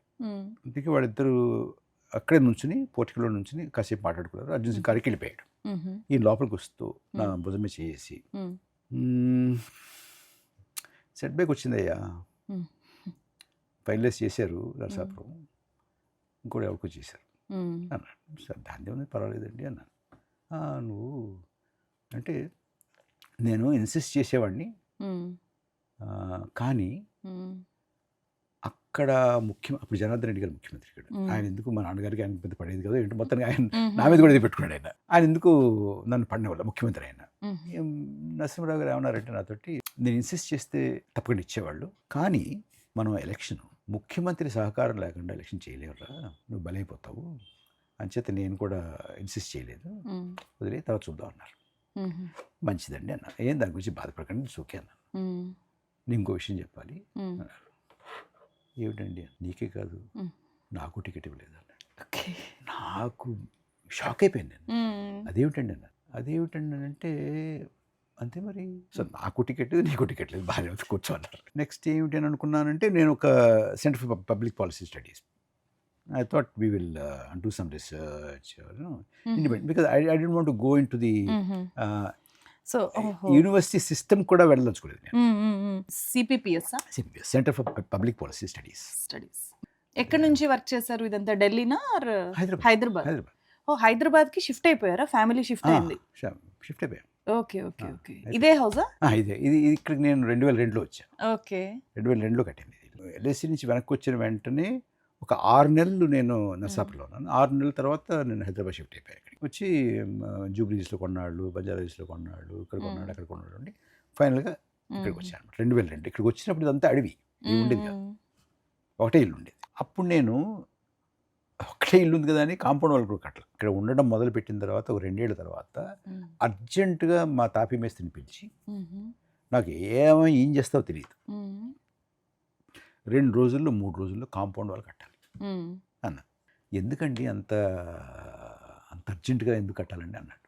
ఏం లేదయ్యా, ఊళ్ళో ఒక రూమర్ మొదలైంది, పరకాల ప్రభాకర్ 350 ఎకరాలు ఇల్లు కట్టాడని చెప్పుకుంటున్నారు ఊళ్ళోను. అంటే ఇదంతా ఉంది కదా, కాంపౌండ్ వాళ్ళు కట్టకుండా ఇల్లు ఉంది ఇక్కడ, వాళ్ళందరూ 350 ఎకరాలు ఇల్లు కట్టాడు, 350 ఎకరాలు ఇల్లు కట్టాడని చెప్పుకునేవాడు. నాకు భయపప్పు ఇదంతా నాది కాదురా అని చెప్పడానికి గబగబా కాంపౌండ్ కట్టాను. రాజీవ్ గాంధీ అసాసినేషన్ అయింది, టికెట్ రాలేదు, ఆయనకి రాలేదు, నాకు రాలేదు.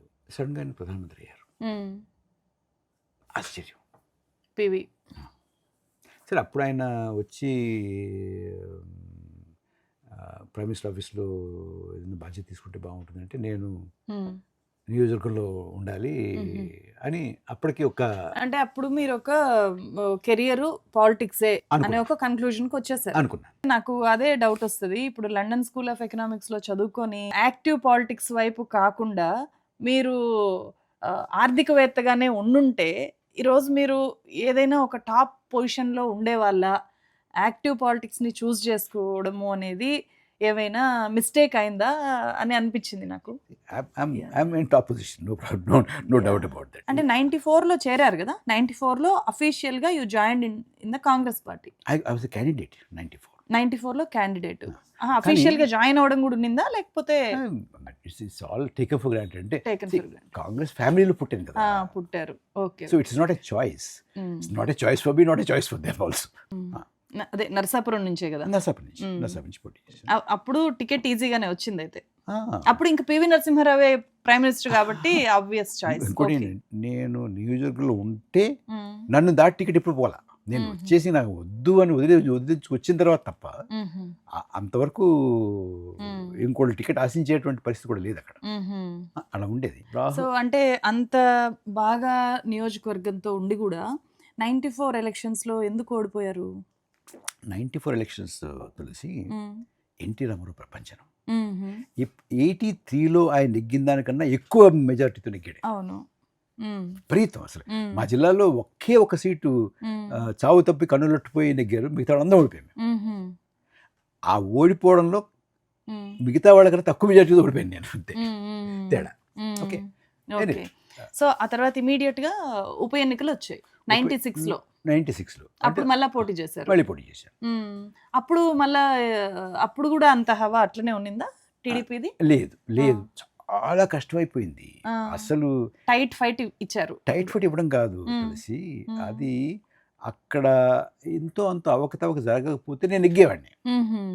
రెండు రకాలుగా. ఒకటి, అప్పుడు మొట్టమొదటిసారిగా నా ప్రత్యర్థులు ఓటుకి డబ్బు ఇవ్వడం మొదలుపెట్టారు. అంతవరకు అసలు మన నియోజకవర్గంలో అప్పుడే ఏపీలో, అంటే ఏపీ అంటే మొత్తం తెలంగాణ, ఉమ్మడి ఆంధ్రప్రదేశ్ లో. I don't think ever A political party gave money to directly to voter. అప్పటిదాకా లేదా? 96 దాకా లేదు. అంటే నరసాపురం బై ఎలక్షన్ ని అప్పుడు టీడీపీ చాలా ప్రెస్టీజియస్ గా తీసుకుంది. అంటే అప్పుడు ఎన్టీ రామారావు గారిని పదవీచ్యుతుడిని చేసి చంద్రబాబు నాయుడు గారు ముఖ్యమంత్రి అయ్యారు. నేను ముఖ్యమంత్రి అయిన తర్వాత సీటు ఓడకూడదని ఉంటుంది కదా, ఓడకూడదు. అంచేది ఆయన చాలా ఎలక్షన్స్ బాగా చేస్తాడు ఆయన. ఆ తర్వాత కూడా నేను చూశాను కదా, ఏవైనా సరే పట్టుబట్టి ఎలా వాళ్ళ నెగ్గేస్తాడు, నెగ్గడానికి ప్రయత్నం చేస్తాడు. కొడతారని కూడా వేరే విషయంగా చెప్తున్నాను. అంటే ఆయనకి ఎలక్షనీరింగ్ చేయడం బాగా తెలుసు. అన్ని సామధాన భేద దండోపాయాలు ఆయన వాడగలరు. అలా వాడారు. అక్కడ వాడినందువల్ల నేను చాలా తక్కువలో ఓడిపోయాను. మీకు పోలింగ్ అయిపోయిన మర్నాడు ఈనాడు మెయిన్ దాంట్లో హెడ్లైన్ నర్సాపురంలో ధన ప్రవాహం అనే హెడ్లైన్. మీరు ఇప్పుడు కూడా చూసుకోవచ్చు. అవునా? ఓకే. నేను ఒక ఊళ్ళో ఆడవాళ్ళకి మరుగు సదుపాయం ఉండేది కాదు. ఏదో పొద్దునే లేచి ఆ తోటలోకి, ఈ తోటలోకి, కొబ్బరి తోటలోకి, మామిడి తోటలోకి, జీడి తోటలోకి వెళ్తుండేవాళ్ళు. ఎవరి తోటలోకి వెళ్ళి చేస్తే ఎవరు ఊరుకుంటారు? వాళ్ళు ఏదో రాళ్ళు వేసేవాళ్ళు, కర్రలు పెట్టి కొట్టేవాళ్ళు, ఏదో మొత్తానికి వీళ్ళు కింద మీద పడుతుండేవాళ్ళు. చాలా ఇబ్బంది పడి వెళ్ళి చెప్పారు నాకు. చెప్తే నేను కలెక్టర్ తోటి మాట్లాడి వాళ్ళకి ఒక మంచి శానిటేషన్ సదుపాయాన్ని కలగజేశాను. నేను ఎన్నికల్లో ఎంత విస్తృతంగా ప్రతి ఊరు తిరిగి ప్రచారం చేశానో, ఓడిన తర్వాత కూడా మళ్ళీ ప్రతి ఊరు వెళ్ళి అంత విస్తృతంగా తిరిగి అందరినీ పలకరించాను. వేసి ఉండొచ్చు, వేయకపోండొచ్చు, నేను మీ వాడిని, మీకు ఏమైనా ఇబ్బంది ఉంటే రండి, పర్వాలేదు అని చెప్పడం అనమాట. ఆ ఊరు వెళ్ళాను నేను. ఆడవాళ్ళంతా గుమిగూడి నేను వచ్చానని వచ్చి చాలా గిల్టీగా కింద నేల చూపులు చూస్తూ నుంచున్నారు. అయ్యో వీళ్ళతో ఓడిపోయేంటి, మనకెత్తి చేసాడు కదా అనేది ఉంది వాళ్ళకి. నేను అడిగాను, ఏమమ్మా మీరు నాకు ఓటు వేయలేదు కదా అన్నాను. అడిగేశారా? ఏ లేదండి. ఒక ఆవిడ, మిగతా వాళ్ళు ఎవరు మాట్లాడారు, ఒక ఆవిడ మాట్లాడింది. నేను అన్నాను, చూడమ్మా మీకు మరుగు సదుపాయం లేనప్పుడు మీరు ఇబ్బంది పడుతున్నారండి చెప్తే నాతోటి, నేను మొత్తానికి ఏదో పోరాటం చేసి మీకు ఒక మరుగు సదుపాయం కల్పించాను కదా అన్నాను. అయినా కూడా వేయలేదు మీరు అనడానికి. ఆవిడ ఏముందంటే, నిజమేనండి మీరు మరుగు సదుపాయం కల్పించారు, మరుగు ఇప్పుడండి మాకు తిన్నాక కదండి అంటే ఎన్టీ రామారావు ₹2 కిలో బియ్యం ఇచ్చాడు ఇప్పుడు. సో ₹2 కిలో బియ్యం టుక్ ప్రయారిటీ ఓవర్ శానిటేషన్. మరుగు ఎప్పుడు తిన్న తర్వాతే టాయిలెట్కి వెళ్తాం కదా, అంతే. అలా చెప్పింది నాకు. కాబట్టి మేము ఎవరైతే తిండి పెట్టారో ₹2 బియ్యం ఇచ్చారో వాళ్ళకి వేసామని చెప్పిందా? చెప్పింది. అవును కదా, logic. They have their own reason. మనమేదో నాకు అన్నీ తెలుసు, నేను నీకు చేశాను, నాకు ఓటే, that's okay, that's our point of view, but they have a point of view. దాని తర్వాత మీరు కాంగ్రెస్లో ఇంత బలంగా ఉండి ఇన్ని పరిచయాలు పెట్టుకున్న మీరు 97లో బీజేపీలోకి ఎట్లా వెళ్ళగలిగారు? 98లో 97 మధ్యలో 98 దగ్గర ఎలా ఎందుకయిందంటే, ఒకటి ప్రాక్టికల్ కారణం, రెండోది కొంత నాకున్నటువంటి understanding, maybe wrong understanding. Practical కారణం ఏంటంటే, నరసింహరావు గారిని బాగా అవమానించారు కాంగ్రెస్లో. నరసింహారావు గారిని అవమానించడంతో పాటు నరసింహారావు గారికి దగ్గరగా ఉన్న వాళ్ళందరినీ అవమానించారు. అందులో నేను కూడా ఉన్నాను. అసలు మేము మాకు సఫకేషన్ అనమాట. అంతకుముందు నా గౌరవం వేరు, ఆ తర్వాత నా గౌరవం వేరు. అంటే నరసింహారావు గారు మారలేదు కదా, అప్పుడు ఆయన కొనసాగారు అలాగే. ఆయన ఎక్కడికి వెళ్తారు? ప్రధానమంత్రి చేసినప్పుడు పార్టీలు మారుతారేంటి? ఓకే, ఆయన్ని హ్యూమిలేట్ చేశారు. ఇంకా మమ్మల్ని అందరినీ హ్యూమిలేట్ చేశారు. అంటే ఇంకా ఆయనకి ఏం కెరీర్ ఉంటుంది? మాకేదో కెరీర్ ఉంటుంది. జిల్లా కాంగ్రెస్లో కూడా మా మాట చెల్లనటువంటి పరిస్థితి, కాన్స్టిట్యున్సీలో కూడా మా మాట చెల్లనటువంటి పరిస్థితి. ఒకప్పుడు మేము గౌరవప్రదమైన పాత్ర పోషిస్తూ ఉన్నప్పుడు మాకు ఏ తప్పు లేకుండా కేవలం మాకు వారితో ఒక సంబంధం ఉందని మమ్మల్ని పక్కన పెట్టడం, పైనుంచి కింద వరకు అంతవరకు మాతో బాగుండేవాళ్ళు, అంతవరకు మాతోటి స్నేహంగా ఉండేటువంటి వాళ్ళు, మమ్మల్ని గౌరవించేవాళ్ళు కూడా మాతోటి కలిసి కనపడితే వాళ్ళకి ఏమైనా నష్టం వస్తుందేమో అన్నట్టు పరిస్థితి వెళ్ళిపోయింది. ఆంధ్రప్రదేశ్లో భారతీయ జనతా పార్టీ ఎవరికి తెలియదు. అదే అడగబోతున్నాను నేను. ఇప్పుడు మీకు ఒక పొలిటికల్ కెరియర్ బ్రైట్గా చేసుకోవాలి అన్నదే కావాలి అనుకుంటే అప్పుడు ఆబ్వియస్గా టీడీపీ అప్పటికే అప్పర్ హ్యాండ్ అయిపోయింది, దేవర్ ఇన్ ద పవర్. అప్పుడు అట్లాంటప్పుడు టీడీపీ నుంచి మీకు అవకాశం రావడమో, మీరు ట్రై చేయడమో ఇలాంటిది చేసుండకుండా బీజేపీని చూస్ చేసుకోవడం వెనుక ఏంటి రీజన్ అని? అదేమిటంటే అందులో మళ్ళీ రెండు భాగాలు, ఒకటి ప్రాక్టికల్, రెండోది మై ఐడియా. ఓకే, ప్రాక్టికల్ ఏమిటంటే అఫ్కోర్స్ నేను ఇక్కడ సరిగా నాకు గౌరవం లేదు, నేను కొంత అసంతో ఉన్నాను అనేది అందరికీ తెలుస్తుంది కదా. నేను తెలుగుదేశంలో చేరదాం అనుకుంటే నెత్తి పెట్టుకునేవాళ్ళు. అంటే నాకు ఉన్నటువంటి గౌరవం, మా కుటుంబ నేపథ్యం ఇవన్నీ చూస్తే ఎవరైనా కూడా తప్పకుండా రండి అనేవాళ్ళు. నాకు గౌరవం బాగా వచ్చేది, అది వేరే విషయం. నాకెందుకు రీజనల్ పార్టీ వైపు వెళ్ళాలనేటువంటి ఉద్దేశం లేదు. ఒకటి, బీజేపీ చాలా ఇంట్రెస్టింగ్ జర్నీ అమ్మ. బీజేఎస్ ఉండేది. బీజేఎస్ అంటే భారతీయ జనసంఘ్. భారతీయ జనసంఘ్ అద్భుతమైనటువంటి లీడర్స్, బలరాజ్ మధవ్ కానీ, శ్యామప్రసాద్ ముఖర్జీ కానీ, వాజ్పేయి కానీ, తర్వాత ఆ రోజుల్లో హిందూ మహాసభకు సంబంధించినటువంటి స్వామి కరపత్రి మహారాజ్ కానీ, తర్వాత గురు గోల్వాల్కర్ బతికుండగా అంత పెద్ద అసలు ఇవాళ బీజేపీ పర్సనాలిటీస్ పిపీలకి వాళ్ళ ముందు చూస్తే అలాంటి పర్సనాలిటీస్ ఉన్నప్పుడు కూడా వాళ్ళు బాగా విపరీతమైన హిందుత్వ అనేటటువంటి స్లోగన్ మీద వెళ్ళి కాశ్మీర్ అని, యూనిఫామ్ సివిల్ కోడ్ అని, అయోధ్య అని, ఇంకోటని, కాశీ అని ఇవన్నీ పెట్టడంతో ఈ దేశ జనాభా ఆదరించలేదు వాళ్ళు. ఇప్పుడు మీకు ఆశ్చర్యం, చాలామందికి తెలియకపోవచ్చు, వాళ్ళ peak performance was 1967. 1967 BJS Bharatiya Jan Sangh peak performance 1967 భారతీయ జనసంఘ్ కదమ్మా. 1971 వరకు వాళ్ళు 1977కి వచ్చేప్పటికి జనతా పార్టీలో మర్జ్ అయ్యారు కదా. 67 వాళ్ళ పీక్ పెర్ఫార్మెన్స్, వాళ్ళ ఓటు పర్సెంటేజ్ ఎంత తెలుసా? 9.7%. అంటే ఈ దేశం ఆ ఎజెండాని ఒప్పుకోదు అనేది అప్పటి నుంచి ఉంది, వాళ్ళకి తెలుసు. అంచేత వాజ్పేయి గారి నేతృత్వంలో ఇలా అయితే మనకి మన ఆమోదయోగ్యం కాదు అని చెప్పి మనకి ఓట్లు రావు, అలయన్స్ పార్ట్నర్స్ రారు. అంచేత ఈ మూడింటిని పక్కన పెడితేనే కానీ మనకి ఆమోదయోగ్యమైన గౌరవప్రదమైనటువంటి స్థానం భారత రాజకీయాల్లో దొరకదు అని చెప్పి ఆ మూడింటిని పక్కన పెట్టామని చెప్పి common minimum programme, national agenda for governance NAG అని పెట్టి వచ్చారు. సరే, మాలాంటి వాళ్ళందరూ ఈ కాంగ్రెస్ ఇలా అయిపోయింది కదా, మన దగ్గర రానివ్వట్లేదు, ఇది కమ్యూనల్ పాలిటిక్స్ వదిలేసి వస్తున్నారు కాబట్టి. ఆయన నెహ్రూ గారి గురించి బాగా మాట్లాడేవాడు, అందరూ ఇందిరాగాంధీ గురించి బాగా మాట్లాడేవాడు, అంతా ఉండేది కాబట్టి మేము కొంతమంది వెళ్ళాం. ఇప్పుడు గుజరాత్లో అప్పటికి మోదీ సీఎం అయ్యారు, 2002లో సీఎం అయ్యారు. అండ్ కలర్ మారుతూ వస్తుంది. అప్పుడు ఇంకా తెలియలా, అప్పుడు ఇంకా ఇంత తెలియదు, ఏదో జరిగింది తప్ప. అప్పటికి గోద్రా అయ్యింది కానీ ఆయన నిర్ణయాత్మకమైనటువంటి మనిషి కాదు. వాజ్పేయి చివాట్లు కూడా పెట్టాడు ఆయన పబ్లిక్గా, ప్రెస్ కాన్ఫరెన్స్. సో అది ఉన్నప్పుడు ఇప్పుడు ఎలా ఉంటుందంటే ఏ పార్టీ కూడా మోనోలిథిక్గా ఉండదు, ఏకశిలా లాగా ఉండదు.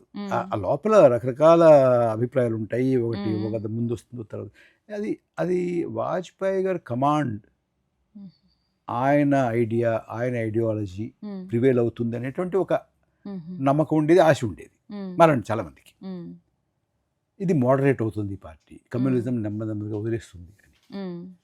సో అప్పుడు ఏదో మేము చేరాము, చాలామంది చేరారు దేశం మొత్తం మీద. జార్జ్ ఫెర్నాండెస్ లాంటి వాళ్ళు కూడా పార్టీలో చేరకపోయినా మ్మ్. తీసుకెళ్ళి ఆయన పార్టీని వాళ్ళకి మ్మ్. అలయన్స్గా వెళ్ళాడు, డిఎంకే వెళ్ళారు. మ్మ్. నేషనల్ కాన్ఫరెన్స్ ఫరూక్ అబ్దుల్లా కూడా ఆయనతో చేరాడు. మ్మ్. సో ఆ రకమైనటువంటి అట్మాస్ఫియర్ అంటే ఇది బాగా మోడరేట్ అయిపోతుంది అనేటువంటి ఒక అట్మాస్ఫియర్. ఇది ఆల్మోస్ట్ కాంగ్రెస్ని రిప్లేస్ చేసేటటువంటి ఒక సెంట్రిస్ట్ పార్టీగా తయారవుతుంది. మ్మ్. దాంతో ఆయన మ్మ్. వచ్చారు. సావర్కర్ ఏమనేవాడు మ్మ్. జనసంఘని, Hmm. It is Congress plus cow అనేవాడు. మ్మ్. సో కవ్ తీసేస్తే కాంగ్రెసే కదా అది. మ్మ్. ఇప్పుడు మాకు గౌరవం లేదు, మా నాయకుడికి గౌరవం లేదు. మ్మ్. ఇది మైనారిటీలో ఉన్నటువంటి కాంగ్రెస్ ప్రభుత్వాన్ని కూడా 5 ఏళ్ళు నడపి మ్మ్.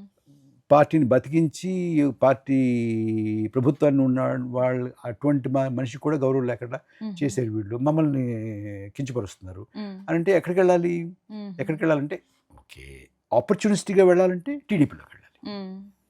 బట్ నాకు మ్మ్. ఆపర్చునిస్టిక్ పాలిటిక్స్ కాదు. అయితే మ్మ్. ఆ రాజకీయాల్లో ఉండాలా వద్దా?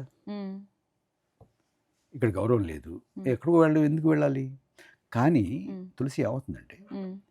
రాజకీయాల్లో అంటే సిద్ధాంతపరమైనటువంటి రాజకీయాలు ఎక్కడో కూర్చొని చేయడం మ్మ్. వేరు. మైదానంలోకి దిగి ఎలక్షన్లు పోటీ చేసి మ్మ్. కార్యకర్తలను కాచుకుని మ్మ్. కార్యకర్తల మీద జరుగుతున్న దాడుల నుంచి వీళ్ళని తప్పించి పోలీస్ కేసులు మరొకటి ఇలాంటి గ్రామాల్లో ఇలాంటి హెరాస్మెంట్ చాలా ఉంటాయి. నన్ను నమ్ముకుని నేను క్యాండిడేట్ అని చెప్పి వాళ్ళ కులం వాడు అవతల పోటీ చేస్తున్నా కూడా అది వదిలి నాతో ఉన్నటువంటి వాళ్ళు ఉంటారు. వాళ్ళని కాపాడుకోవాలి కదా. నేను కాపాడుకోవాలంటే రాజకీయాల్లో అయితే ఉండాలి, మ్మ్. రాజకీయాల్లో ఉండాలి. కానీ ఇక్కడ ఏమీ లేకపోయినా ఏదో ఒక మ్మ్. ఒక పార్టీకి సంబంధించినటువంటిది మ్మ్. అనేటువంటి ఉద్దేశం తప్ప ఆ పార్టీ అధికారంలోకి వస్తుందని మరొకటని ఆ. అప్పుడు అసలు ఎవరికి కల కూడా లేదు కదా. అంటే నిర్మలా సీతారామన్ గారు ఏమైనా ఇన్ఫ్లుయెన్స్ చేశారా? తనకేమైనా ఐడియాలజికల్ గా ఏమైనా ఉండిందా బీజేపీ ఐడియాలజీ? తను అసలు పట్టించుకునేది కాదు. సో నాది మీరే అది కంప్లీట్లీ మీ డెసిషన్. తర్వాత ఇంకా మేము మొత్తం ఈ రాజకీయాలతో పడలేమనుకున్నాం. సో అప్పుడు మీరు ఇంకా వెంటనే రిజైన్ చేశారు బీజేపీకి. ఈ ఎలక్షన్స్కి కొన్నాళ్ళ ముందే అప్పుడు మీరు బయటకు వచ్చారు, కానీ సరిగ్గా నిర్మలా సీతారామన్ గారు ఎంట్రీ ఇచ్చిందే బీజేపీలోకి 2006లో కదా. అప్పుడు మామూలుగా అంతేనా? మామూలుగా ఆ. ఇప్పుడు ఆవిడ పొలిటికల్ కెరీర్ నేను చర్చించకూడదు కదా. సో అది మన దాంట్లోకి వెళ్ళాల్సిన అవసరం లేదు. ఓకే. ఇప్పుడు నా గురించి మాట్లాడదాం అంటే మాట్లాడదాం. Okay sir. నా గురించి మాట్లాడదాం అంటే మేము కొంతమంది నీలాంటి వాళ్ళం అలాంటి వాళ్ళని కూర్చుని కదా అక్కడే కాఫీ తాగి ఇక్కడ కాఫీ తాగి ఏం చేయాలి, రాష్ట్రంలో ఉంది అలా ఇలా ఉంది అనుకుంటుండేవాళ్ళం. అనుకుంటూ ఉండగా ఆంధ్రప్రదేశ్ అప్పుడు ఉమ్మడి రాష్ట్రం కదా, ఆంధ్రప్రదేశ్లో కాంగ్రెస్ మీద కోపం వస్తే టీడీపీకి ఓటేసి, టీడీపీ మీద కోపం వస్తే కాంగ్రెస్కి ఓటేసి తప్ప ప్రత్యామ్నాయం లేదు. థర్డ్ ఆల్టర్నేటివ్ మంచి ప్రత్యామ్నాయాన్ని ఒకదాన్ని ఇక్కడ నిర్మించాలి అనుకో. అది ప్రజారాజ్యానికి నాంది. అక్కడ అంటే మీ చుట్టూ కొంతమంది కూర్చున్నారా, లేకపోతే చిరంజీవి గారు మీరు కూర్చొని మాట్లాడుకుంటే పుట్టిందా ప్రజారాజ్యం? అంటే ఇది నా క్వశ్చన్ లో ఉంది, మీరే ప్రస్తావించారు కాబట్టి నేను లేటర్ గా అడుగుతున్నాను. చాలా మంది ఏమనుకుంటారంటే ప్రజారాజ్యం పార్టీ ఒకరిది అనుకుంటారు. చిరంజీవి గారు స్టార్ట్ చేశారు అనేదే ఉంటది రికార్డ్స్ లో కూడా. రికార్డ్స్ లో ఉండదు. రికార్డ్స్ లో ఉండదా? రికార్డ్స్ లో ఉండదు. ఎక్కడ ఉంటుందంటే వికీపీడియాలో మీ మస్తిష్కాల్లో ఉంటాయి, పాపులర్గా అలా ఉంటుంది. ఇందాక మనం అనుకున్నాం కదా కొన్ని అలా ఉంటాయి. ఇప్పుడు నరసింహరావు గారికి 20 భాషలు వచ్చినట్టుగా ఉంటుంది. కాదు, వాస్తవం కాదు కదా, ఆయనే చెప్తారు కాదని. సో ఆ పార్టీ రిజిస్ట్రేషన్లో నా సంతకం ఉంటుంది, ఇంకా 4-5 సంతకాలు ఉంటాయి. ఇది ఒక ఆల్టర్నేటివ్ కావాలి అనుకుని 10 మంది కలిసి కూర్చుని పెట్టినటువంటి పార్టీ తప్ప ఎవరో ఒకళ్ళు పెట్టి వీళ్ళందరూ జైలు మిగతా వాళ్ళంతా వెళ్ళి చేరి బయటకు వచ్చి లోపలికి వచ్చి కాదు. అది రాంగ్ ఇంప్రెషన్. బట్ అలా ఒక అభిప్రాయం అయితే వచ్చేసింది. అది కాదని చెప్పినా కూడా బాగుండదు. ఎందుకంటే వాళ్ళు పెద్దవాళ్ళు సెలబ్రిటీస్, అబ్బాయి నేను పెట్టాను వాళ్ళు కాదు వీళ్ళు పెట్టారు వాళ్ళు పెట్టారంటే బాగుండదు. Just put it straight on record. That is an alternative which has come out of several people's minds. ఆ రకంగా అంటే ఫౌండర్ మెంబర్. yes మీరు నేను పార్టీ రిజిస్ట్రేషన్ ఎలక్షన్ కమిషన్ కి ఇచ్చినటువంటి కాగితంలో సంతకం ఉంటుంది. దగ్గర ఉంటుంది కాగితం అక్కడ చూపిస్తాను ఎప్పుడైనా. ఓకే. అయితే నేను అనుకున్నటువంటి దారిలో కాకుండా దారి తప్పుతోంది, టికెట్లు అమ్ముతున్నారు, ఎక్కడక్కడ లాలూచీలు పడుతున్నారు అనేది నాకు తెలిసిన తర్వాత ఎన్నికలకు ముందే నేను పార్టీ నుంచి బయటకు వచ్చాను. 2-3 months ముందు, అంతే కదా. అంటే అప్పుడు మీరు నర్సాపురంలో మళ్ళీ పోటీ చేయాలనుకోలేదా ప్రజారాజ్యం నుంచి? అడగలేదు, అట్లాంటి ప్రపోజలే లేదా? అస్సలు లేనే లేదు. కేవలము ఈ డబ్బు రాజకీయాల్లో మనం నిలబడలేము, అంత ఓట్లు కొనుక్కోలేము అని మీరు బయటకు వచ్చేసారు అయితే, అంతే కదా. ప్రధానంగా ప్రజారాజ్యం పార్టీ మీద అదే పార్టీ ఆఫీస్లో కూర్చొని విమర్శించడము, ఆ తర్వాత జరిగిన పరిణామాలు, జనసేన ఏర్పడ్డము, ఇప్పుడు డిప్యూటీ సీఎంగా పవన్ కళ్యాణ్ గారి పనితీరు ఎట్లుందో చూస్తున్నారు. అండ్ అప్పుడు చాలా క్లోజ్గా చిరంజీవి గారిని చూశారు. సో వీళ్ళిద్దరి మధ్య ఒక రాజకీయ విశ్లేషకుడిగా చెప్పండి, వాళ్ళతో కలిసి పనిచేసిన వ్యక్తిగా కాకపోయినా మోస్ట్ ఇన్ఫ్లుయెన్షియల్ పొలిటీషియన్స్. సో ఆయన పెద్ద సెలబ్రిటీ అనుకోండి. ఇప్పుడు ఎట్లా మీరు డిఫరెన్షియేట్ చేస్తారు? ఆనెస్ట్గా చెప్పుంటావా? ఆనెస్ట్గా చెప్పాలంటే ఇద్దరి మీద నాకు అభిప్రాయం లేదు. వాళ్ళ మీద దృష్టి పెట్టి వాడు ఎలా చేస్తారు, ఇలా చేస్తున్నారు, అలా చేస్తున్నారు, ఇలా చేస్తున్నారు, ఈయనేంటి ఆయన ఏంటి అని అంత సమయం పెట్టి వాళ్ళ గురించి ఆలోచించేటువంటి పరిస్థితి కూడా కాదు. అభిప్రాయం లేదు, అభిప్రాయం ఏర్పాల్చుకోవాలి అనేటువంటి జిజ్ఞాస లేదు. అంటే మీరు ఏమన్నా అంటే పవన్ కళ్యాణ్ మీ మీద డైరెక్ట్గా అటాక్ చేశారు మాటలతో, చాలా తీవ్రంగా. నేను ఆ రోజు అక్కడ లేను కాబట్టి ఆయన అట్లా మాట్లాడగలిగారు, వేరేలాగా ఉండేది అనేంత స్థాయిలో మాట్లాడారు. అట్లా ఏమైనా అంటే అది అది హర్టింగ్ అనిపించి ఉంటుంది కదా ఖచ్చితంగా? నేను పట్టించుకోనమ్మా, ఎందుకంటే నేను చాలా నుంచి ప్రజా జీవితంలో ఉన్నాను. ఇప్పటికీ నేను రాస్తుంటాను, లేకపోతే మాట్లాడుతుంటాను. అది అంటే ప్రజా జీవితం అంటే కేవలం రాజకీయ పార్టీ లేకపోతే ఒక పోటీ, ఎమ్మెల్యే ఎంపీఏ కాదు కదా రాజకీయాలు అంటే. నాకు పబ్లిక్ లైఫ్ నేర్పినటువంటిది ఏంటంటే ప్రధానంగా దూషణ, భూషణ, తిరస్కారాలు, ఈ మూడు సమానమే. మనం 96లో మీరు ఓడిపోవడానికి ఇండైరెక్ట్లీ ఆర్ డైరెక్ట్లీ కారణమైన చంద్రబాబు నాయుడు గారి, ఆయన ముఖ్యమంత్రి అయిన తర్వాత 2014లో మీరు డైరెక్ట్గా సలహాదారుగా చేరారు. అసలు అది ఎట్లా జరిగింది? చూడమ్మా, ఒకటి నేను ఓడడానికి కానీ నెగ్గడానికి కానీ పలానా వారు బాధ్యులు అన్నవేందాక అది నేను ఒప్పుకోను. ఎందుకంటే ఇప్పుడు ఇవి ప్రాసెసెస్, ఇవి ఇండివిజువల్ రోల్ ఎంత అనేది చాలా నా ఉద్దేశంలో చాలా తక్కువ. ఎందుకంటే హిస్టారికల్ ప్రాసెసెస్లో ఇండివిజువల్ నేనే నేనే నేనే అనుకుంటుంటారు కొంతమంది. కొంతమందికి అలవాటు ఉంటుంది, నేనే పట్టుకొచ్చాను, నేనే చేశాను, నేనే కట్టాను, నేనే కొట్టాను అంటుంటారు. నాకు అది నమ్మకం. ఇప్పుడు నేను సరదాగా నా ఫ్రెండ్స్తో అంటుంటాను, మనకు అలాంటి వాళ్ళు ఎక్కువైపోయారు ఇప్పుడు రాజకీయాలు. క్లెయిమ్ చేసుకోవడం జాతీయ స్థాయి నుంచి, ఇక్కడే కాదు చాలా చోట్ల నుంచి. ఇప్పుడు ఒకసారి కల్పన చేసుకో, గాంధీజీ 48లో హత్య కావివ్వబడలేదు, బతికే ఉన్నారు. ఇప్పుడు ఆయన ఆవేళ హత్య కాకపోతే ఇంకో 5 ఏళ్ళు 6 ఏళ్ళు 10 ఏళ్ళు బతుకుండేవాడు కదా. స్వాతంత్రం వచ్చింది. స్వాతంత్రం వచ్చిన తర్వాత గాంధీజీ పర్యటన చేసుకుంటూ ఇక్కడికి వచ్చి అక్కడికి వచ్చి అక్కడ మీటింగ్ పెట్టి ఇక్కడ మీటింగ్ పెట్టి ఇక్కడ మీటింగ్ పెట్టి అక్కడ మీటింగ్ పెట్టి నేను స్వాతంత్రం పట్టుకొచ్చినప్పుడు నేనే పట్టుకొచ్చిన స్వాతంత్రం ఎప్పుడు తిరిగాడు అనుకోండి. నవ్వుతున్నావు కదా, ఎందుకు నవ్వే చెప్పు నాకు. అది స్వోత్కర్ష అవుతుంది. దేశంలో నీలాంటి వాళ్ళు నాలాంటి వాళ్ళు గాంధీ మాకు స్వాతంత్రం పట్టుకొచ్చాడని చెప్పుకోవడం వేరు. అంటే మనం చిన్నప్పటి నుంచి నమ్ముతాము అని అని ఆ మనిషే చెప్పుకోవడం అనేది కొంచెం కామెడీగా అనిపిస్తుంది కదా. అలాంటి కామెడీలు చాలా చూస్తున్నాం కదా మనం. ఇప్పుడు ఇంకో ఉదాహరణ చెప్తాను నీకు. ఓకే, బిల్ గేట్స్ ఉన్నాడు. బిల్ గేట్స్ ఏం పెట్టాడు? మైక్రోసాఫ్ట్ పెట్టాడు. ఆయన స్టీవ్ జాబ్స్ ఉన్నాడు, ఆయన యాపిల్ని పెద్ద చేశాడు. ఇలాన్ మస్క్ ఉన్నాడు, లేకపోతే మార్క్ జకర్బర్గ్ ఉన్నాడు. పెద్ద కంపెనీలు ఇవన్నీ కూడా బే ఏరియాలో ఉంటాయి, కాలిఫోర్నియా, శాన్ ఫ్రాన్సిస్కో ఏరియాలో ఉంటాయి. వీళ్ళు పెట్టినప్పుడు అక్కడ గవర్నర్ ఉంటాడు కదా, కాలిఫోర్నియా గవర్నర్ ఉంటాడు, గవర్నర్ ఉంటారు, అమెరికాకి కూడా ప్రెసిడెంట్ ఉంటాడు కదా. ఏమి నవ్వుతున్నావు, ఎందుకు నవ్వుతావు చెప్పు నాకు. వాళ్ళెవరు ఏ ప్రెసిడెంట్ క్లెయిమ్ చేసుకోలేదు ఇట్లా అనా కదా. చేసుకుంటారా?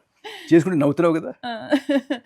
మనం అలా చెప్పుకో, నలుగురు నేను చెప్పాలి, నువ్వు చెప్పాలి, ఆయన చెప్పాలి, ఈయన చెప్పాలి. అది చేసాడండి, ఇలా చేసాడండి, మంచి చేసాడండి, చెడు చేసాడండి. అయితే నేను అడిగిన ప్రశ్న అంచేత ఆయన ఓడించాడు, ఈయన నెగ్గించాడు, అది పక్కన పెడదాం. అది పక్కన పెట్టి ఓకే. నేను ఆంధ్రప్రదేశ్ విడిపోకూడదు అని విశాలాంధ్ర మహాసభ మూమెంట్ చేశారు. మేమందరం కూడా కొంత కృషి చేసాం. సరే, ఆవేళ చరిత్ర, ఆవేళ ఉన్న పరిణామాలు, రాజకీయ పరిణామాలు మా శక్తి సరిపోలేదు ఆపడం. విడిపోవడంలో కూడా ఇంతో అంతో ఆంధ్రప్రదేశ్కి అన్యాయమే జరిగింది. ఆ అన్యాయం ఇవాళకి కొనసాగుతుంది. అప్పుడు మేమందరం, ఇంక్లూడింగ్ ఆవేళ ప్రభుత్వంలో ఉన్నవాళ్ళు కూడా ప్రత్యేక హోదా అన్నారు. ఇవాళ ప్రత్యేక హోదా ఎందుకు అడగట్లేదు మాకు తెలియదు.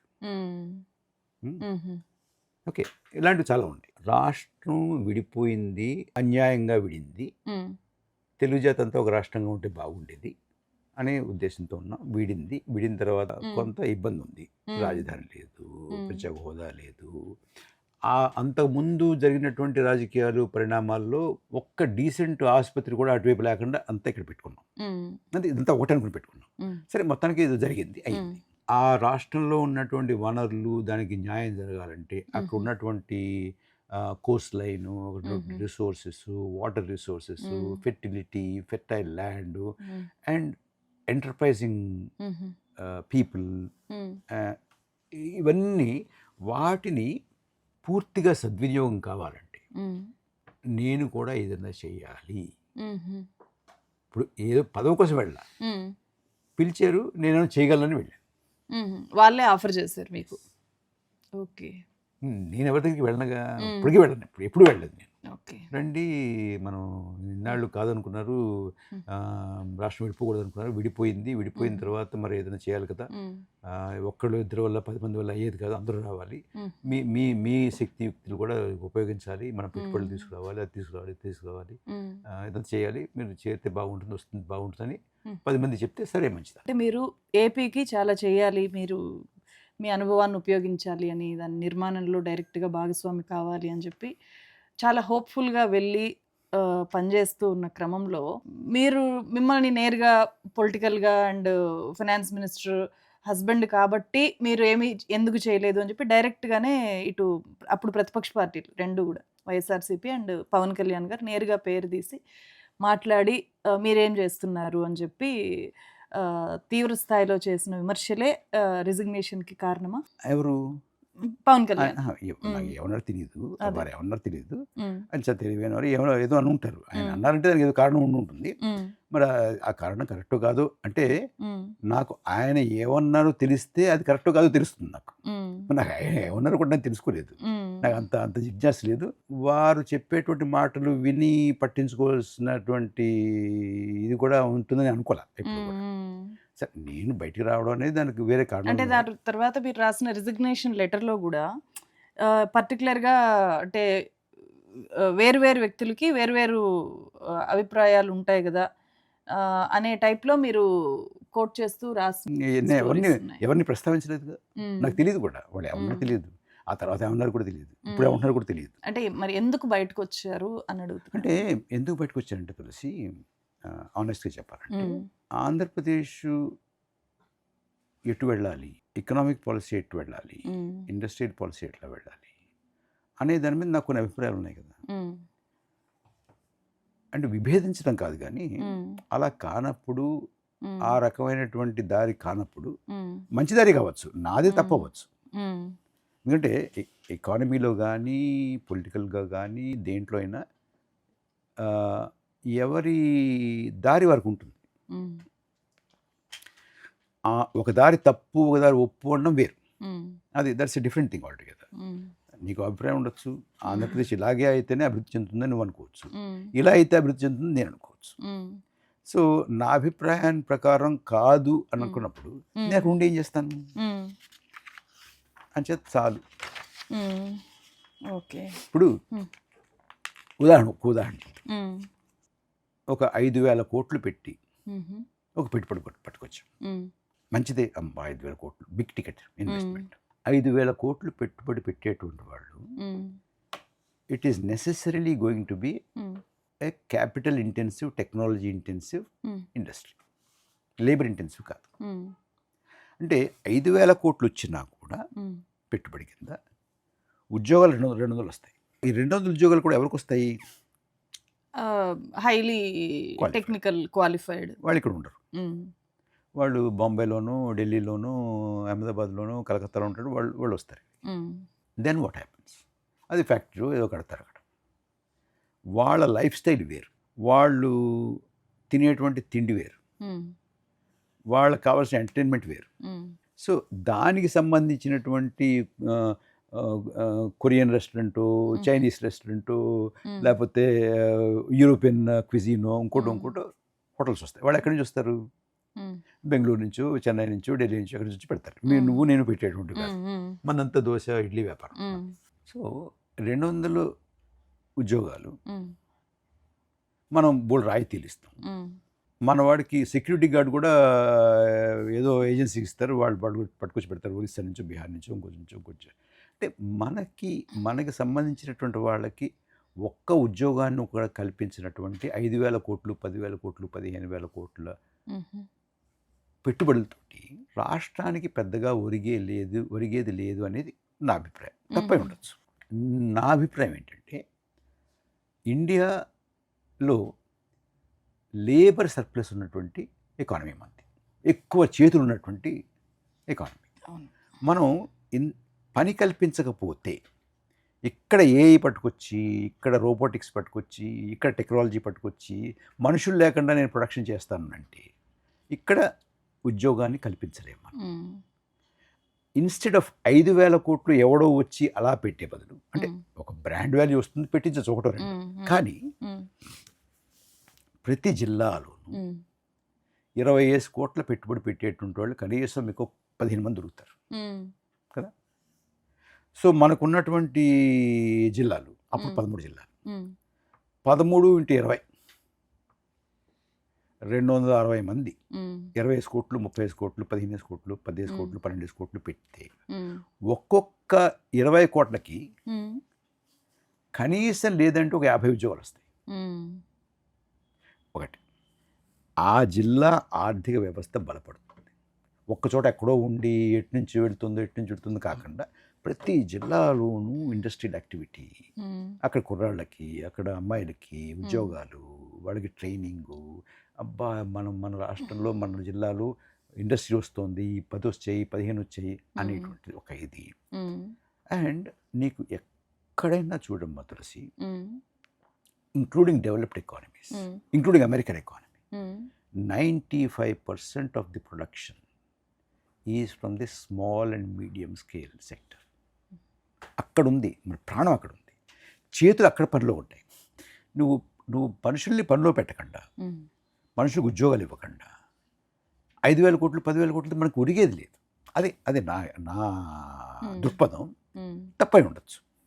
నేను చదువుకున్న చదువు, నాకున్నటువంటి ఎక్స్పోజరు, లేకపోతే నేను చదువుకున్నటువంటిది, నాకు పాఠం చెప్పినటువంటి వాళ్ళు, నాకు అర్థమైన దాంట్లోనూ నా దృక్పథం ఇలా వచ్చింది.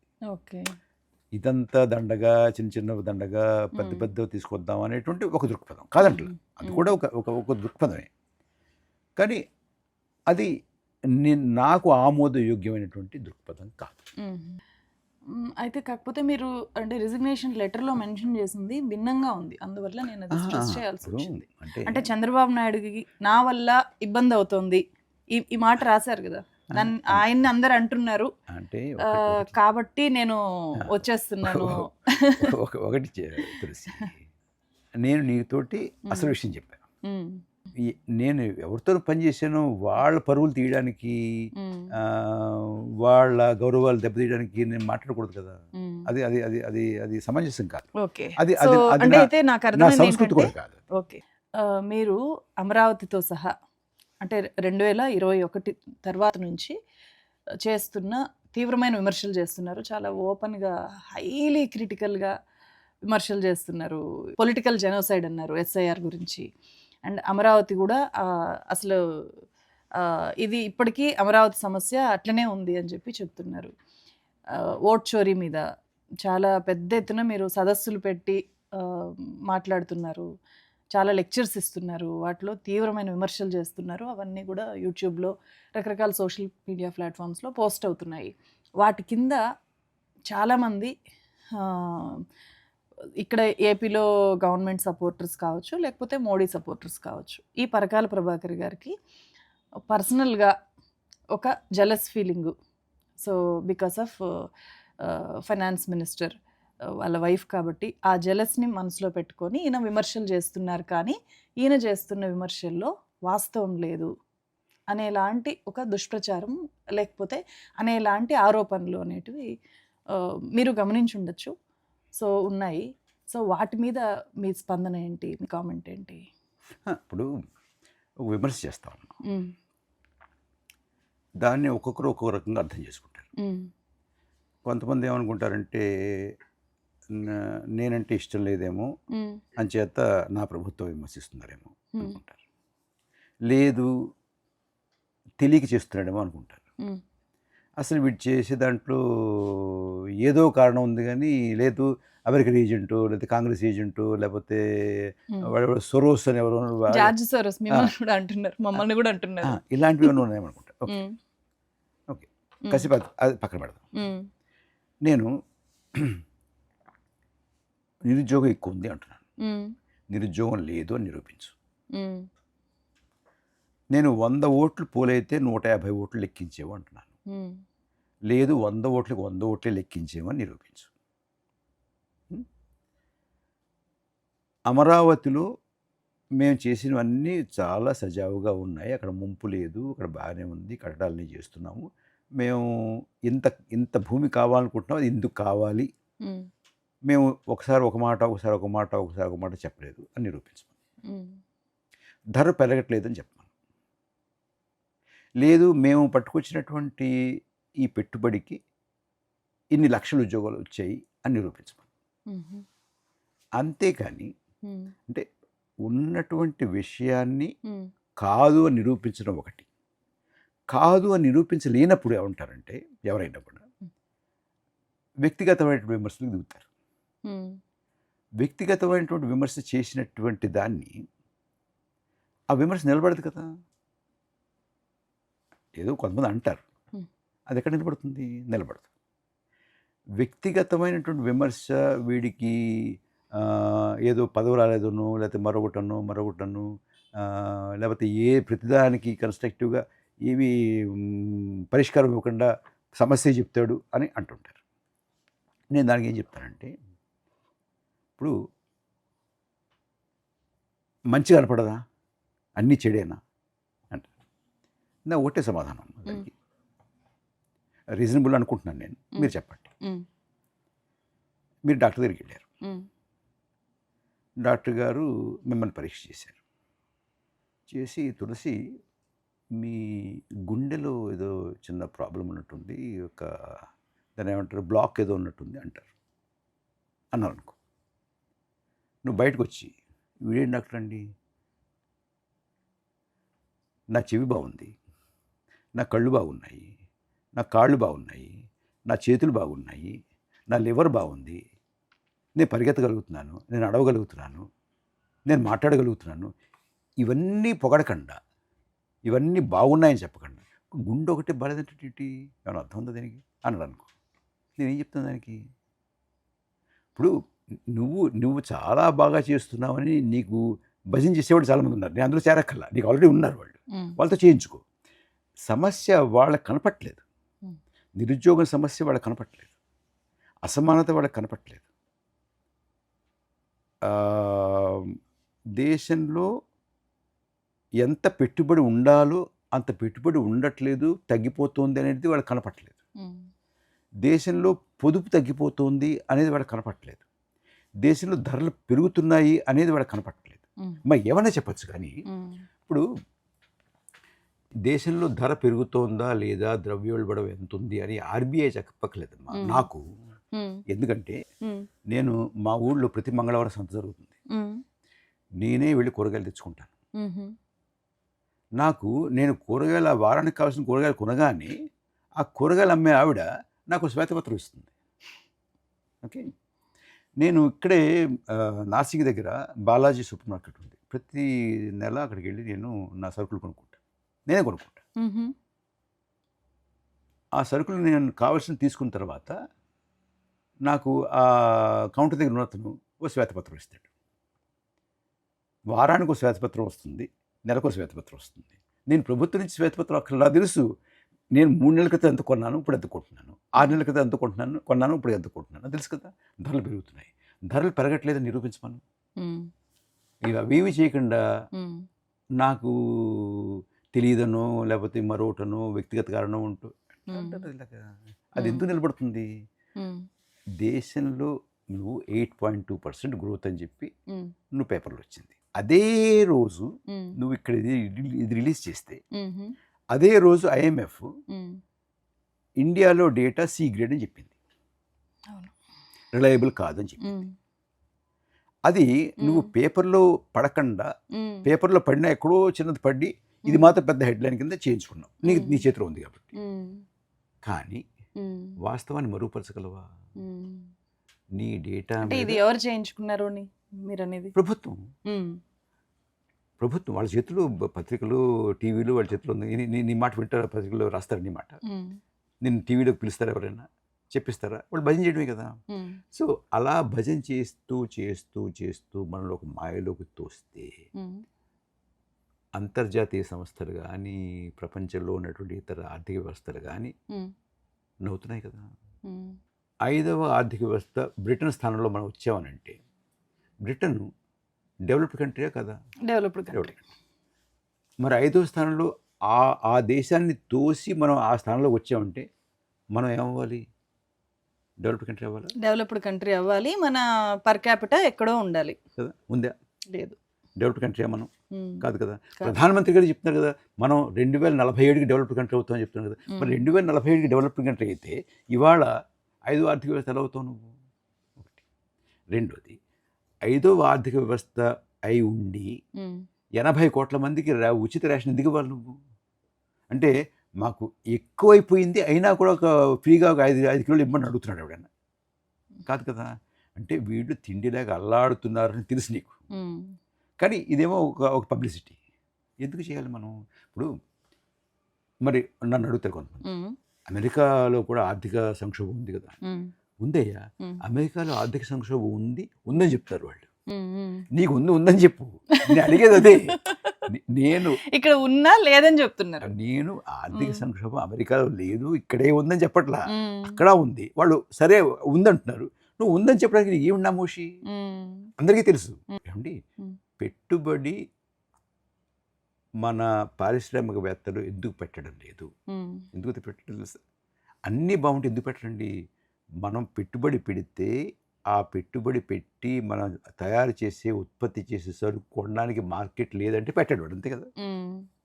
సార్, మీరు అంటే ఒక ఎకానమిస్ట్గా ఎకానమీ గురించి విమర్శలు చేస్తున్నారు, మాట్లాడుతున్నారు. బట్ విమర్శలు చేసేటప్పుడు ఎకానమిస్ట్గా నే చూసినప్పుడు అంటే ప్రైమ్ మినిస్టర్నే ఎక్కువ టార్గెట్ చేస్తున్నారు అనేది కూడా వినిపిస్తుంది. సో డైరెక్ట్గా ఫైనాన్స్ మినిస్టర్ని కూడా మీరు విమర్శలు చేస్తున్నారా, లేదా ఫైనాన్స్ మినిస్టర్ ఫెయిల్యూర్ వల్లనే ఇట్లా ఉంది అని మీరు చెప్పే ప్రయత్నం చేస్తున్నారా? నేను ఆ బళ్ళు చదువుకోలే. ఇది మనవాళ్ళు ఉంటే ఒకలాగా మాట్లాడాలి, మనవాళ్ళు కాకపోతే ఒకలాగా మాట్లాడు. ఇప్పుడు ఇది ఒక ప్రాసెస్. నేనే చెప్పాను కదా, నన్ను ఓడించేది చంద్రబాబు నాయుడు అన్నావు నువ్వు, నన్ను ఆయన ఓడించలా. ఇది ఒక ప్రాసెస్. అది ఇప్పుడు ఆయన పార్టీ ఆయన గెలిపించుకుంటాడు. మరి అలాంటప్పుడు అక్కడ ఒకళ్ళు ఉంటే ఒకలాగా, ఒకళ్ళు ఉంటే ఒకలాగా, ఒకళ్ళు లేకపోతే అంటే రేపొద్దున్న ఆవిడ పోర్ట్ఫోలియో మారింది అనుకో, అప్పుడు విమర్శించవచ్చు. ఎవరైనా ఆర్థిక మంత్రి అయితే విమర్శించవచ్చు. అప్పుడు నేరుగా విమర్శిస్తారేమో, ఇప్పుడు ఇండైరెక్ట్ గా విమర్శిస్తున్నారు, మోడీని విమర్శిస్తున్నారు. కాదు కదమ్మా, నాకు ఎవరి మీద వ్యక్తిగతంగా నాకు ఏముంటుంది? నేను నేర్చుకుంది ఒకటి, ఈ దేశం బాగుండాలి. ఎలా ఉండాలి? నాకు జాషువా పద్యం బాగా ఇష్టం. అంటే నా ఉద్దేశంలో ఇప్పుడు రవీంద్రనాథ్ ఠాగూర్ పద్యం wear the mind is without fear ఉంది కదా, దాంతో ఇంచుమించుగా సమానంగా ఉండేటటువంటిది బహుశా నా ఉద్దేశం. నన్ను అడిగితే అంతకన్నా గొప్ప పద్యం జాషువా చెప్పింది ఒకటి. పవర్టీ లేని చోటు, ఈ మూఢనమ్మకాలు రాజ్యం చేయని చోటు, ఈ జాతి వైషమ్యాలు లేని చోటు, స్వేచ్ఛగా ఉండేటటువంటి స్వేచ్ఛాలక్ష్మి వర్ధిల్లేటువంటి చోటు, తన అంటే అనాథ బిడ్డలు చూస్తుండగా తన బిడ్డలు ముద్దు పెట్టుకుంటే వాళ్ళు ఎంతో కష్టపడతారని చెప్పి వాళ్ళు చూస్తుండే తన బిడ్డలు ముద్దు పెట్టుకోనటువంటి గుణనిధులు ఉండేటటువంటి చోటు నీకు తెలుసు కదా నాకు చెప్పగలుగుతానంటాడు. That is the kind of society I want to live in. అలాంటి సొసైటీ నిర్మించడానికి నేను చేయాలి. నా ఇది నాకు తెలుసు కాబట్టి తెలిసింది చెప్పాలి. నేను రాయగలుగుతాను కాబట్టి రాసి చూపించాలి. నిరూపించగలుగుతాను కాబట్టి నిరూపించి చూపించాలి. ఇది వీరికి వారికి దానికి దీనికి వీళ్ళకి వాళ్ళకి ఈ పార్టీకి దానికి వ్యతిరేకం కాదు. భారతదేశం ఇలా ఉండాలి అనే దానికి ఒక సమర్థన అంతే. అంతకనే ఎక్స్ప్రెషన్ ఏమివ్వగలను నేను. Yes sir. 2024 తర్వాత బీజేపీ మళ్ళీ గెలిస్తే ఎన్నికలే ఉండవు ఇంకా అని చెప్పి మీరు చేసిన స్టేట్మెంటు నేషనల్ వైడ్గా చాలా పెద్ద చర్చకు దారితీసింది. అండ్ కరణ్ థాపర్ లాంటి వాళ్ళు కూడా మిమ్మల్ని దాని మీద ఇంటర్వ్యూ చేశారు. అగైన్ బీజేపీ గెలిచింది. అప్పుడు గెలవడమే కాకుండా మొన్న బీహార్లో కూడా బంపర్ మెజారిటీతో గెలిచింది. ఎస్ఐఆర్ చాలా పెద్ద కాంట్రవర్సీగా మారిన, ఓట్ చోరీ మీద రాహుల్ గాంధీ వరుసగా ప్రెస్ మీట్లు పెట్టిన, కోర్స్ వాటిలో కొన్నిటిని మళ్ళీ ఇండియన్ ఎక్స్ప్రెస్ ఫ్యాక్ట్ చెక్ చేసి వాటిలో చాలా తప్పులు ఉన్నాయి అని చెప్పి చెప్పింది. బట్ ఆ తర్వాత ఏమి ఎన్నికలు జరగకుండా పోలేదు. అండ్ మీరు ఎస్ఐఆర్ గురించి ఇది పొలిటికల్ జెనోసైడ్ అని అన్నారు. అందరూ ఎలక్షన్స్ని బాయ్కట్ చేయాలి అని అన్నారు. సో వాటికి ఇప్పటికీ కట్టుబడి ఉన్నారా? ఎందుకు అంత తీవ్ర స్థాయిలో ఎందుకు విమర్శలు చేయాల్సి వచ్చింది? కట్టుబడున్నానమ్మా, కట్టుబడున్నాను. 2024 ఎన్నికల్లో భారతీయ జనతా పార్టీ అధికారంలోకి రాదు. అది అపోజిషన్లో కూర్చోవలసింది, ప్రతిపక్షంలో ఉండాల్సిందే అన్నాను. అది ఒక రకంగా నేను చెప్పింది కరెక్టే. ఎందుకంటే మేము వేసిన లెక్క ప్రకారం మేము అది పబ్లిక్ డొమైన్లో కూడా పెట్టాం. ఇవాళ వరకు ఎలక్షన్ కమిషన్ నుంచి కానీ అధికార పార్టీ నుంచి కానీ ఏ రకంగాను ఇప్పుడు ఇలాంటి ఏవో వ్యక్తిగత విమర్శలు పక్కన పెడితే నేను ఒక్కనే కాదుగా, కొంతమంది ఎక్స్పర్ట్స్ కలిసి చేశాం. ఇది కాదు, ఇది ఇలాగే జరిగింది, కరెక్ట్గా జరిగింది అని ఇంతవరకు ఎవరు కూడా దానికి ఒక కరెక్ట్ రెప్యుటేషన్ అయితే ఇవ్వాలి. అదేంటి దానిది 2024 ఎన్నికల్లో ప్రిలిమినరీ ఓటింగ్కి ఫైనల్ ఓటింగ్కి మధ్య చాలా ఎక్కువ తేడా ఉంది. ఎంత తేడా ఉందంటే 5 కోట్ల ఓట్లు తేడా ఉంది. 5 కోట్ల ఓట్లు 15 రాష్ట్రాల్లో 79 స్థానాల్ని చేతులు మార్చింది. ఆ చేతులు మారడం వల్ల ఇవాళ ఎన్డీఏ 294 స్థానాల్లో ఉంది. 79 తీసేస్తే 214 ఉంటుంది. 214 అంటే అధికారం లేనట్టు. ఇవాళ ప్రతిపక్షం 234 స్థానాలతో ఉంది. దానికి 79 కలిపితే 313 అధికారంలో ఉండేది. సో అలా అధికారం చేతులు మారింది తప్ప అంటే ప్రజా ఆమోదంతో, ప్రజా తీర్పుతోటి, మ్యాండేట్ తోటి వచ్చినటువంటి ప్రభుత్వం కాదు. అంటే ఈ రియలైజేషన్ ఇది స్టోలెన్ మ్యాండేట్. ఇది నేను చెప్పాను, ఇప్పటికీ చెప్తున్నాను. ఈ రియలైజేషన్ కాంగ్రెస్ పార్టీకి లేదంటారా? కాంగ్రెస్ పార్టీకి ఉన్నప్పుడు వెంటనే కోర్టుకు వెళ్ళొచ్చు, దాని మీద రివ్యూ అడగచ్చు కదా. ఇప్పుడు ఇంత ఎడ్జ్లో అధికారం పోయింది అంటే ఊరుకోరు కదా. అంటే ఇప్పుడు ఎలా ఉందంటే ఇది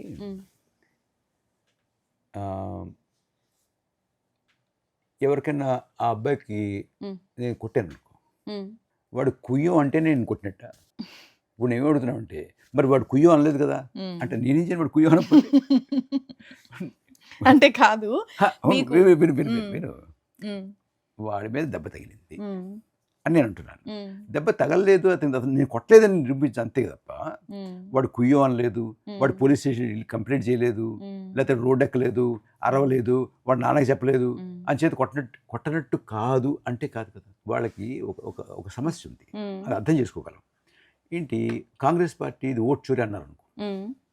ఓట్ చోరీ అంటే మనలాంటి వాళ్ళు ఏమంటాం, ఏమయ్యా నువ్వు తెలంగాణలో నెగ్గితే ఓటు చోరీ లేదా, కర్ణాటకలో నెగ్గితే ఓటు చోరీ లేదా, హిమాచల్ నెగ్గితే ఓటు చోరీ లేదా, నీవు ఓడిపోతే ఓటు చోరీయా అన్నావు అనుకో.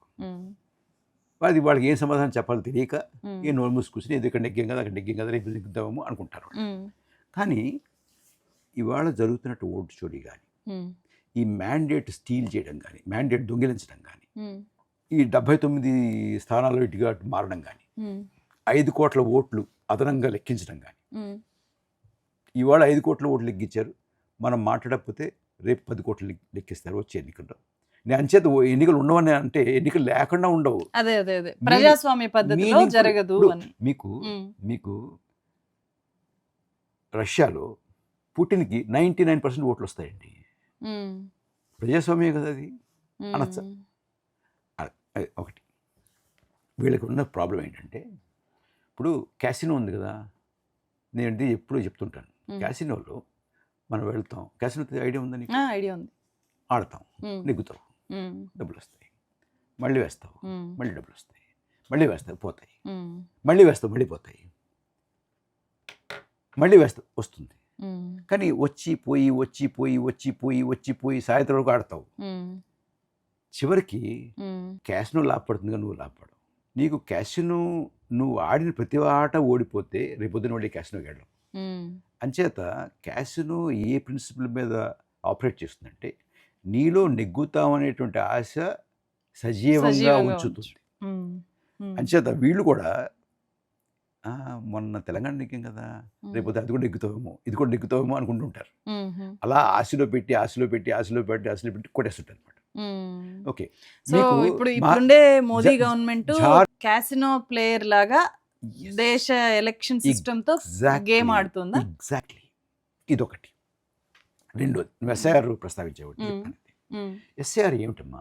ఎస్ఐఆర్ పొలిటికల్ జెనోసైడ్ అన్నారు మీరు. ఎందుకన్నానంటే, నేను అనాలోచితంగా అనలా. ఎందుకన్నానంటే, మామూలుగా డెమోక్రసీలో మనకు తెలిసిన డెమోక్రసీలో ఏం చేస్తామంటే, ఓటరు ప్రభుత్వంలో ఎవరు ఉండాలి అని నిర్ణయిస్తారు, అంతే కదా. నీకు నాకు తెలిసిన డెమోక్రసీలో ఇవాళ ఏం చేస్తున్నారు, ప్రభుత్వంలో ఉన్నవాళ్ళు ఎవరు ఓటర్లుగా ఉండాలి అని నిర్ణయిస్తున్నారు. SIR is nothing but government choosing the voters. ఎలాగా? ఇప్పుడు బీహార్ తీసుకుందాం. ఇప్పుడు జరిగింది కాబట్టి, ఎన్ని జరిగింది కాబట్టి, బీహార్లో లోక్సభ ఎన్నికల్లో 7.82 కోట్ల మంది ఓటేశారు. తర్వాత ఎస్ఐఆర్ పెట్టాం. ఎస్ఐఆర్ తర్వాత అది 7.42కి వచ్చింది. అంటే మీరు అనేది ఓటు వేసారు అని అన్నారు. యాక్చువల్గా Voting, voter list, total voter vote. SIR కంటే ముందు total votes, total eligible voters were 7.82. ఎస్ఐఆర్ చేసిన తర్వాత అంతకుముందు 65 లక్షల మంది తీసేశారు. ఆ తర్వాత గొడవ చేస్తే మళ్ళీ కొంతమంది పెట్టారు, కొంతమంది తీశారు, కొంతమంది తీశారు. తర్వాత ఫైనల్గా ఎస్ఐఆర్లో తేలింది 7.42 అన్నారు. 4 రోజులు తిరగకుండా సర్వీస్ ఓటర్స్ని పట్టుకొచ్చాము 1.5 అని చెప్పి మళ్ళీ దాన్ని తీసుకెళ్ళి 7.43 ఆర్డర్ చేశారు. అంటే సర్వీస్ ఓటర్స్ ముందు లేరా? ఇది 7.42లో నువ్వు ఎస్ఐఆర్ అంత ఇంటెన్సివ్ రివిజన్ చేసిన తర్వాత సర్వీస్ ఓటర్స్ ఎందుకు పెట్టలేదు నువ్వు? సక్సెస్ఫుల్ సర్వే చేసిన వాళ్ళ సర్వీస్ ఓటర్స్. ఓకే. ఇది ఆర్మ్ ఫోర్సెస్ అంటే వాళ్ళు ఎదుర్కొండేవాళ్ళుగా, వాళ్ళు తీసేసావా? మళ్ళీ కొత్తగా ఎలా యాడ్ చేసావు వాళ్ళని? ఎందుకు యాడ్ చేసావు? అయిన తర్వాత నామినేషన్స్కి వేసే ముందు 10 రోజుల ముందు వరకు ఎన్రోల్ కావచ్చు అన్నారు. అలాగా 3,50,000 మందిని అదనంగా చేర్చేమన్నారు. ఇది 1.5 తర్వాత. అది ఎప్పుడు చెప్పారు? ఎన్నికల ఫలితాలు ప్రకటించిన తర్వాత చెప్పారు. మేము 3.5 యాడ్ చేసామని. ఎన్నికల ఫలితాలు ప్రకటించిన తర్వాత యాడ్ చేసామని చెప్తావా? ముందు చెప్పవా? ఎంత అయింది. ఎన్నికల పోలింగ్ 2వ దశ అయిపోయిన తర్వాత ఇచ్చినటువంటి ప్రకటనలో ఈ 7.42 వదిలేయి, 7.43 వదిలేయి, 7. అది వదిలేయి ఫైనల్గా 7.45 చెప్పావా? 7,45,00,000 ఓటర్లు అన్నావు. అని ఫలితాలు ప్రకటించిన తర్వాత హైలైట్స్ అని ఒకటి అది రిలీజ్ చేస్తుంది. 15-16 చేసావు, 15-16 చేసావు, 17 చేసినట్టున్నారు. అందులో ఎంత చెప్పావు? 7.46 చెప్పావు. 20 లక్షల మొత్తం మీద చూసుకుంటే ఎంతమంది తీసావు, ఎంతమందిని పెట్టావు, ఎస్ఐఆర్ అయిన తర్వాత ఎంతమందిని పెట్టావు, అంతకుముందు ఎంతమంది తీసావు, ఏమిటిది, ఎలా చేస్తారు, ఇలా చేస్తారా, ఇది ప్రజాస్వామ్యం అంటారా? ఒకటి. రెండోది అంటే అంటే నీకు సిఏఏ ఎన్ఆర్సీ పెట్టారు తులసి, గుర్తుందా? పెట్టి ఎవరు సిటిజన్ కాదు నిర్ణయిస్తామన్నారు. ఎవరు సిటిజన్ కాదు నిర్ణయించడానికి వీలు లేదు అని పెద్ద ఎత్తున దానికి వ్యతిరేకత వచ్చింది. ఆపేశారు. ఆపేసి సెకండ్ బెస్ట్ మెథడ్ ఎంచుకున్నారు. ఈ దేశంలో వీళ్ళు మాత్రమే పౌరులుగా ఉండాలి కొంతమంది అని వాళ్ళకి ఒక నిర్ణయం ఉంది కదా. తర్వాత దానికి వాళ్ళు కానటువంటి వాళ్ళకి, నాకు ఓటు వెయ్యరు అనుకున్నటువంటి వాళ్ళకి, వాళ్ళు మైనారిటీలు కావచ్చు, ఆదివాసీలు కావచ్చు, పేదవాళ్ళు కావచ్చు, నిరుద్యోగులు కావచ్చు, మరొకరు కావచ్చు, గ్రామీణ ప్రాంతాల్లో ఉన్న వాళ్ళు కావచ్చు, నీ జాతికి చెందిన వాళ్ళు కావచ్చు, నీ కులాలకు చెందిన వాళ్ళు కావచ్చు, నీకు ఓటు వెయ్యరు, మనం అంటే కెట్టదు అన్న వాళ్ళందరినీ వాళ్ళు తీసేశారు ఓటర్ లిస్టులోంచి. అంటే ఏమిటి, ఇదివరకు మామూలుగా కొన్ని దేశాల్లో 1648 నుంచి, అంతకుముందు 1492 నుంచి నేషన్ స్టేట్స్ ప్రపంచంలో ఏర్పడిన దగ్గర నుంచి ఏమిటి ప్రిన్సిపల్ అంటే, నా దేశంలో నా జాతి వాళ్ళు ఉండాలి, నా మతం వాళ్ళు ఉండాలి, నా భాష వాళ్ళు ఉండాలి, నా సంస్కృతి వాళ్ళు ఉండాలి, నా రంగు ఉన్న వాళ్ళు ఉండాలి అనేది పెట్టారు. భారతదేశం అలా కాదు. భారతదేశం, ఈ దేశంలో ఎవరున్నారో వాళ్ళందరూ కూడా ఈ పౌరులు అన్నారు కదా. అది వీళ్ళు కిట్టదు కాబట్టి ఇది హిందువుల రాజ్యమే, ఇంకోటి ఉండడానికి వీలు లేదు, ఉంటే 2వ తరగతి పౌరులుగా ఉంటే మాకు అభ్యంతరం లేదు కానీ పడి ఉండండి, కానీ లేదా మీకు ఉందిగా వెళ్ళండి అక్కడికి అని చూపిస్తున్నారు కదా. పడమరలో ఉంది ఏదో అంటున్నారు కదా. అది చేయలేనప్పుడు ఏం చేస్తారు, ఇప్పుడు పౌరసత్వంలో అన్నిటికన్నా ప్రాణప్రదమైనటువంటిది ఏమిటి, ఓటు హక్కు. ఆ ఓటు తీసేస్తే నువ్వు పౌరుడు కాదు కదా, పౌరసత్వం లేనట్టే కదా లెక్క. సో పౌరసత్వం తీసేమని చెప్పకుండా తీయడం అనమాట ఇది. అందుచేత మిగతా దేశాల్లో మన వాళ్ళు కాదు, మన సంస్కృతి కాదు, మన భాష కాదు, మన రంగు కాదు, మన మతం కాదు అన్నవాళ్ళని చంపారు. అది బ్లడ్ తోటి జెనోసైడ్. ఇది పొలిటికల్ బ్లడ్లెస్ జెనోసైడ్. అంటే మీరు ఇండైరెక్ట్గా చెప్పారు, ఇక్కడ ఓటు వేయని వాళ్ళని, ఇప్పుడుండే హిందుత్వ ఐడియాలజీతో ఉన్న గవర్నమెంట్కి ఓటు వేయని ముస్లింల అనుకున్నట్టు వీళ్ళు వెయ్యరు అని ఫిక్స్ అయ్యి మైనారిటీ ఓట్లు తీసేస్తూ ఉండాలి. బట్ మైనారిటీలు పెద్ద ఎత్తున రోడ్ల మీదకి వచ్చి మా ఓట్లు తీసేశారు అనే ఆందోళనలు కూడా జరగట్లేదు కదా మరి మన దేశంలో. కానీ ఒకటి చెప్పాలి తులసి, ఇవాళ పేపర్లు చూస్తే IMF మన డేటాని సీక్రెట్లో పెట్టిందని కూడా నాకు తెలియదు.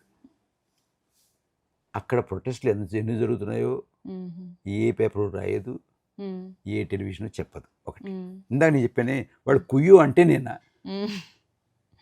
వాడు బాబోయ్ లబో దిబో నా ఓటు తీసేశారు అంటేనే తీసినట్టు లెక్క. ఇంకోటి కూడా ఉంది ఇందులో. బీహార్లో ఏం చేశారంటే, బీహార్లో ఇంతమందిని తీసేసిన తర్వాత చాలా వాళ్ళు ఎందుకు తీసేవు, ఎవరు తీసేవు కనీసం వాళ్ళకి చెప్పాలి కదా, నీ ఓటు తీసానని కారణం చెప్పాలి కదా అని అన్ని కోర్టుకి వెడితే కోర్టు కనీసం కారణం చెప్పండి, పేరు లిస్ట్ ప్రకటించండి అని చెప్పింది. చెప్పారు కదా, 65 లక్షల మందిని తీసేసి ప్రకటించకపోతే ఎట్లా అని చెప్పింది కదా. అందులో వీళ్ళని విదేశీయులు కాబట్టి తీసేసాము, వీళ్ళు చొరబాటుదారులు కాబట్టి తీసేసావు. చూపించండి లిస్ట్ ఎక్కడ ఉందా? ఒక్కటంటే ఒకటి లేదు కదా. అంటే ఎవరిని తీశారు మీరు? చొరబాటుదారులు తీసారా? లేదుగా. విదేశీయులు తీసారా? లేదుగా. మరి ఎవరు తీశారు? ఒకటి. రెండోది అంటే 2-3 చోట్ల ఓట్లు ఉండే వాళ్ళని, 2-3 చోట్ల ఓట్లు ఉండేవాళ్ళు తీస్తే నాకు అభ్యంతరం లేదు, నీకు అభ్యంతరం లేదు. చనిపోయిన వాళ్ళు ఓటు తీస్తే నీకు అభ్యంతరం లేదు, నాకు అభ్యంతరం లేదు. ఒకే ఇంట్లో 4 ఓట్లు ఉండి 300 ఓట్లు ఉంటే తీస్తే నాకు అభ్యంతరం లేదు. కానీ ఉన్నాయే, ఒకే అడ్రస్లో 500 ఓట్లు ఉన్నవాళ్ళు ఉన్నారు, ఒకే పేరు మీద 20 ఓట్లు ఉన్నవాళ్ళు ఉన్నారు.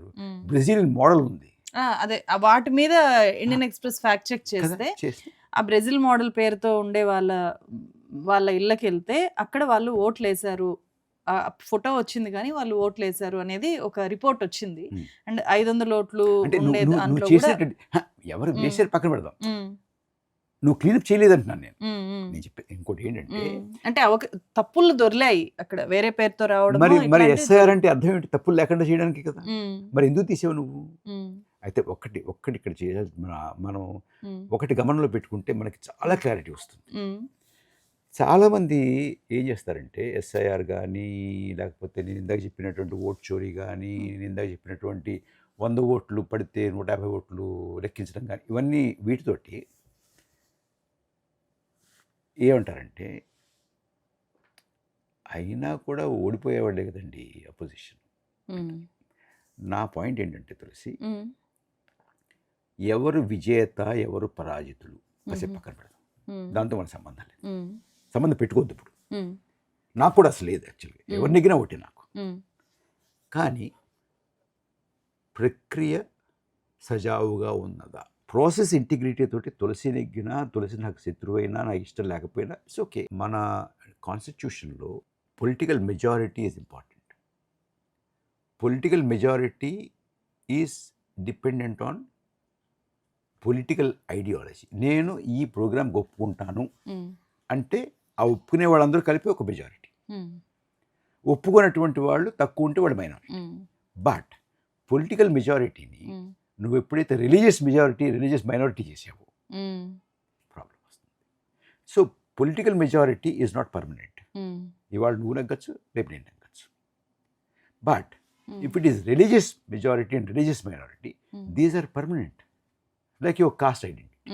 So identity is fine, any identity, అది లాంగ్వేజ్ ఐడెంటిటీ కావచ్చు, రిలీజియస్ ఐడెంటిటీ కావచ్చు, కాస్ట్ ఐడెంటిటీ కావచ్చు, రీజనల్ ఐడెంటిటీ కావచ్చు, ఏ ఐడెంటిటీ కావచ్చు, ఏ ఐడెంటిటీ అయినా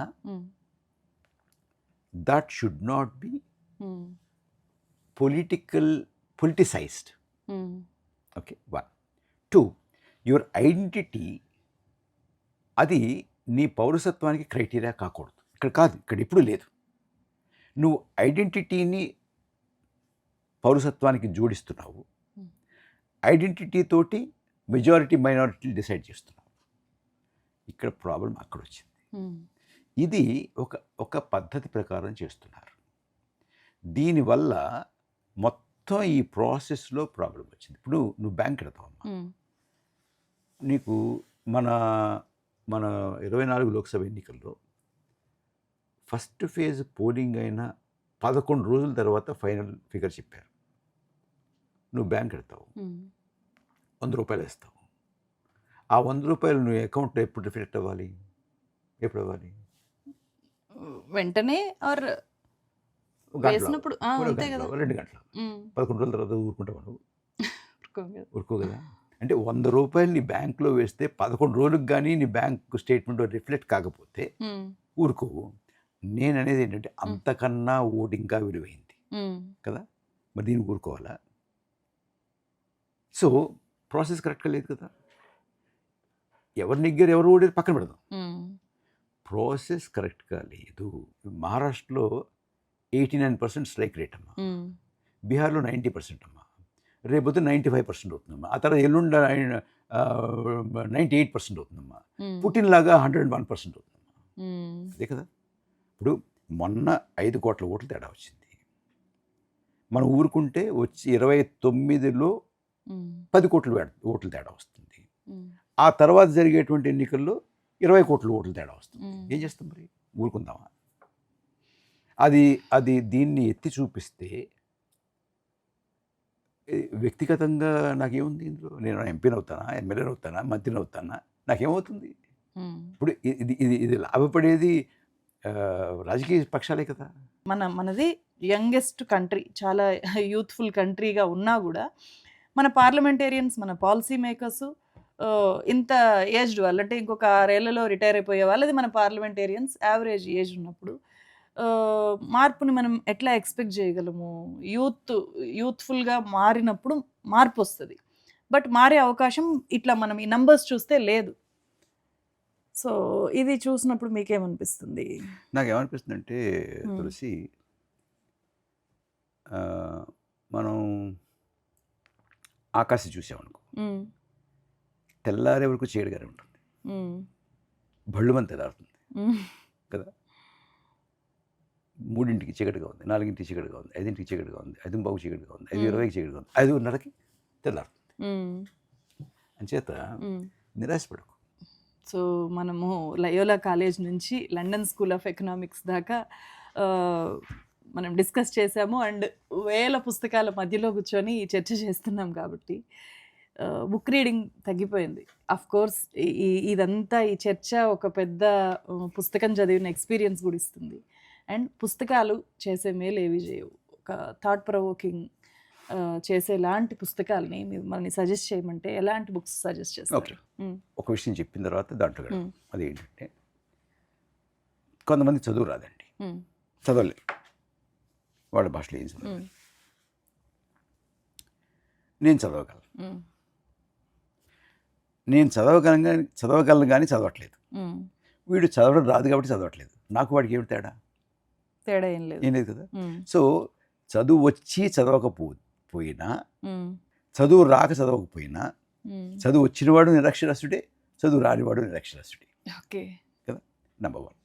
నెంబర్ 2, మీరు ఏ ప్రొఫెషన్లో ఉన్నా, మీరు లీగల్ ప్రొఫెషన్లో ఉన్నా, సాఫ్ట్వేర్లో ఉన్నా, ఆర్టిఫిషియల్ ఇంటెలిజెన్స్లో ఉన్నా, ఫినాన్స్లో ఉన్నా, ఇంజనీరింగ్లో ఉన్నా, ఎందులో ఉన్నా కూడా ఈ సమాజ స్థితిగతులు ఏమిటి, మన చరిత్ర ఏమిటి, వాటికి ఏ రకమైనటువంటి పరిష్కారం కోసం గతంలో కృషి జరిగింది, ఏది విజయవంతమైంది, ఏది విజయవంతం కాలేదు అనే దాని మీద మనం మన సమాజం గురించి కూడా ఎంతో తెలుసుకోకుండా, మన రాజ్యాంగం గురించి తెలుసుకోకుండా, రాజ్యాంగంలో రక్షణలు ఇచ్చినటువంటివి ఎందుకు ఇచ్చారు అనేది. ఇప్పుడు ఒక్కటండి, చాలామందికి ఎలా ఉంటుందంటే, డెమోక్రసీ అంటే మెజారిటీ రూల్.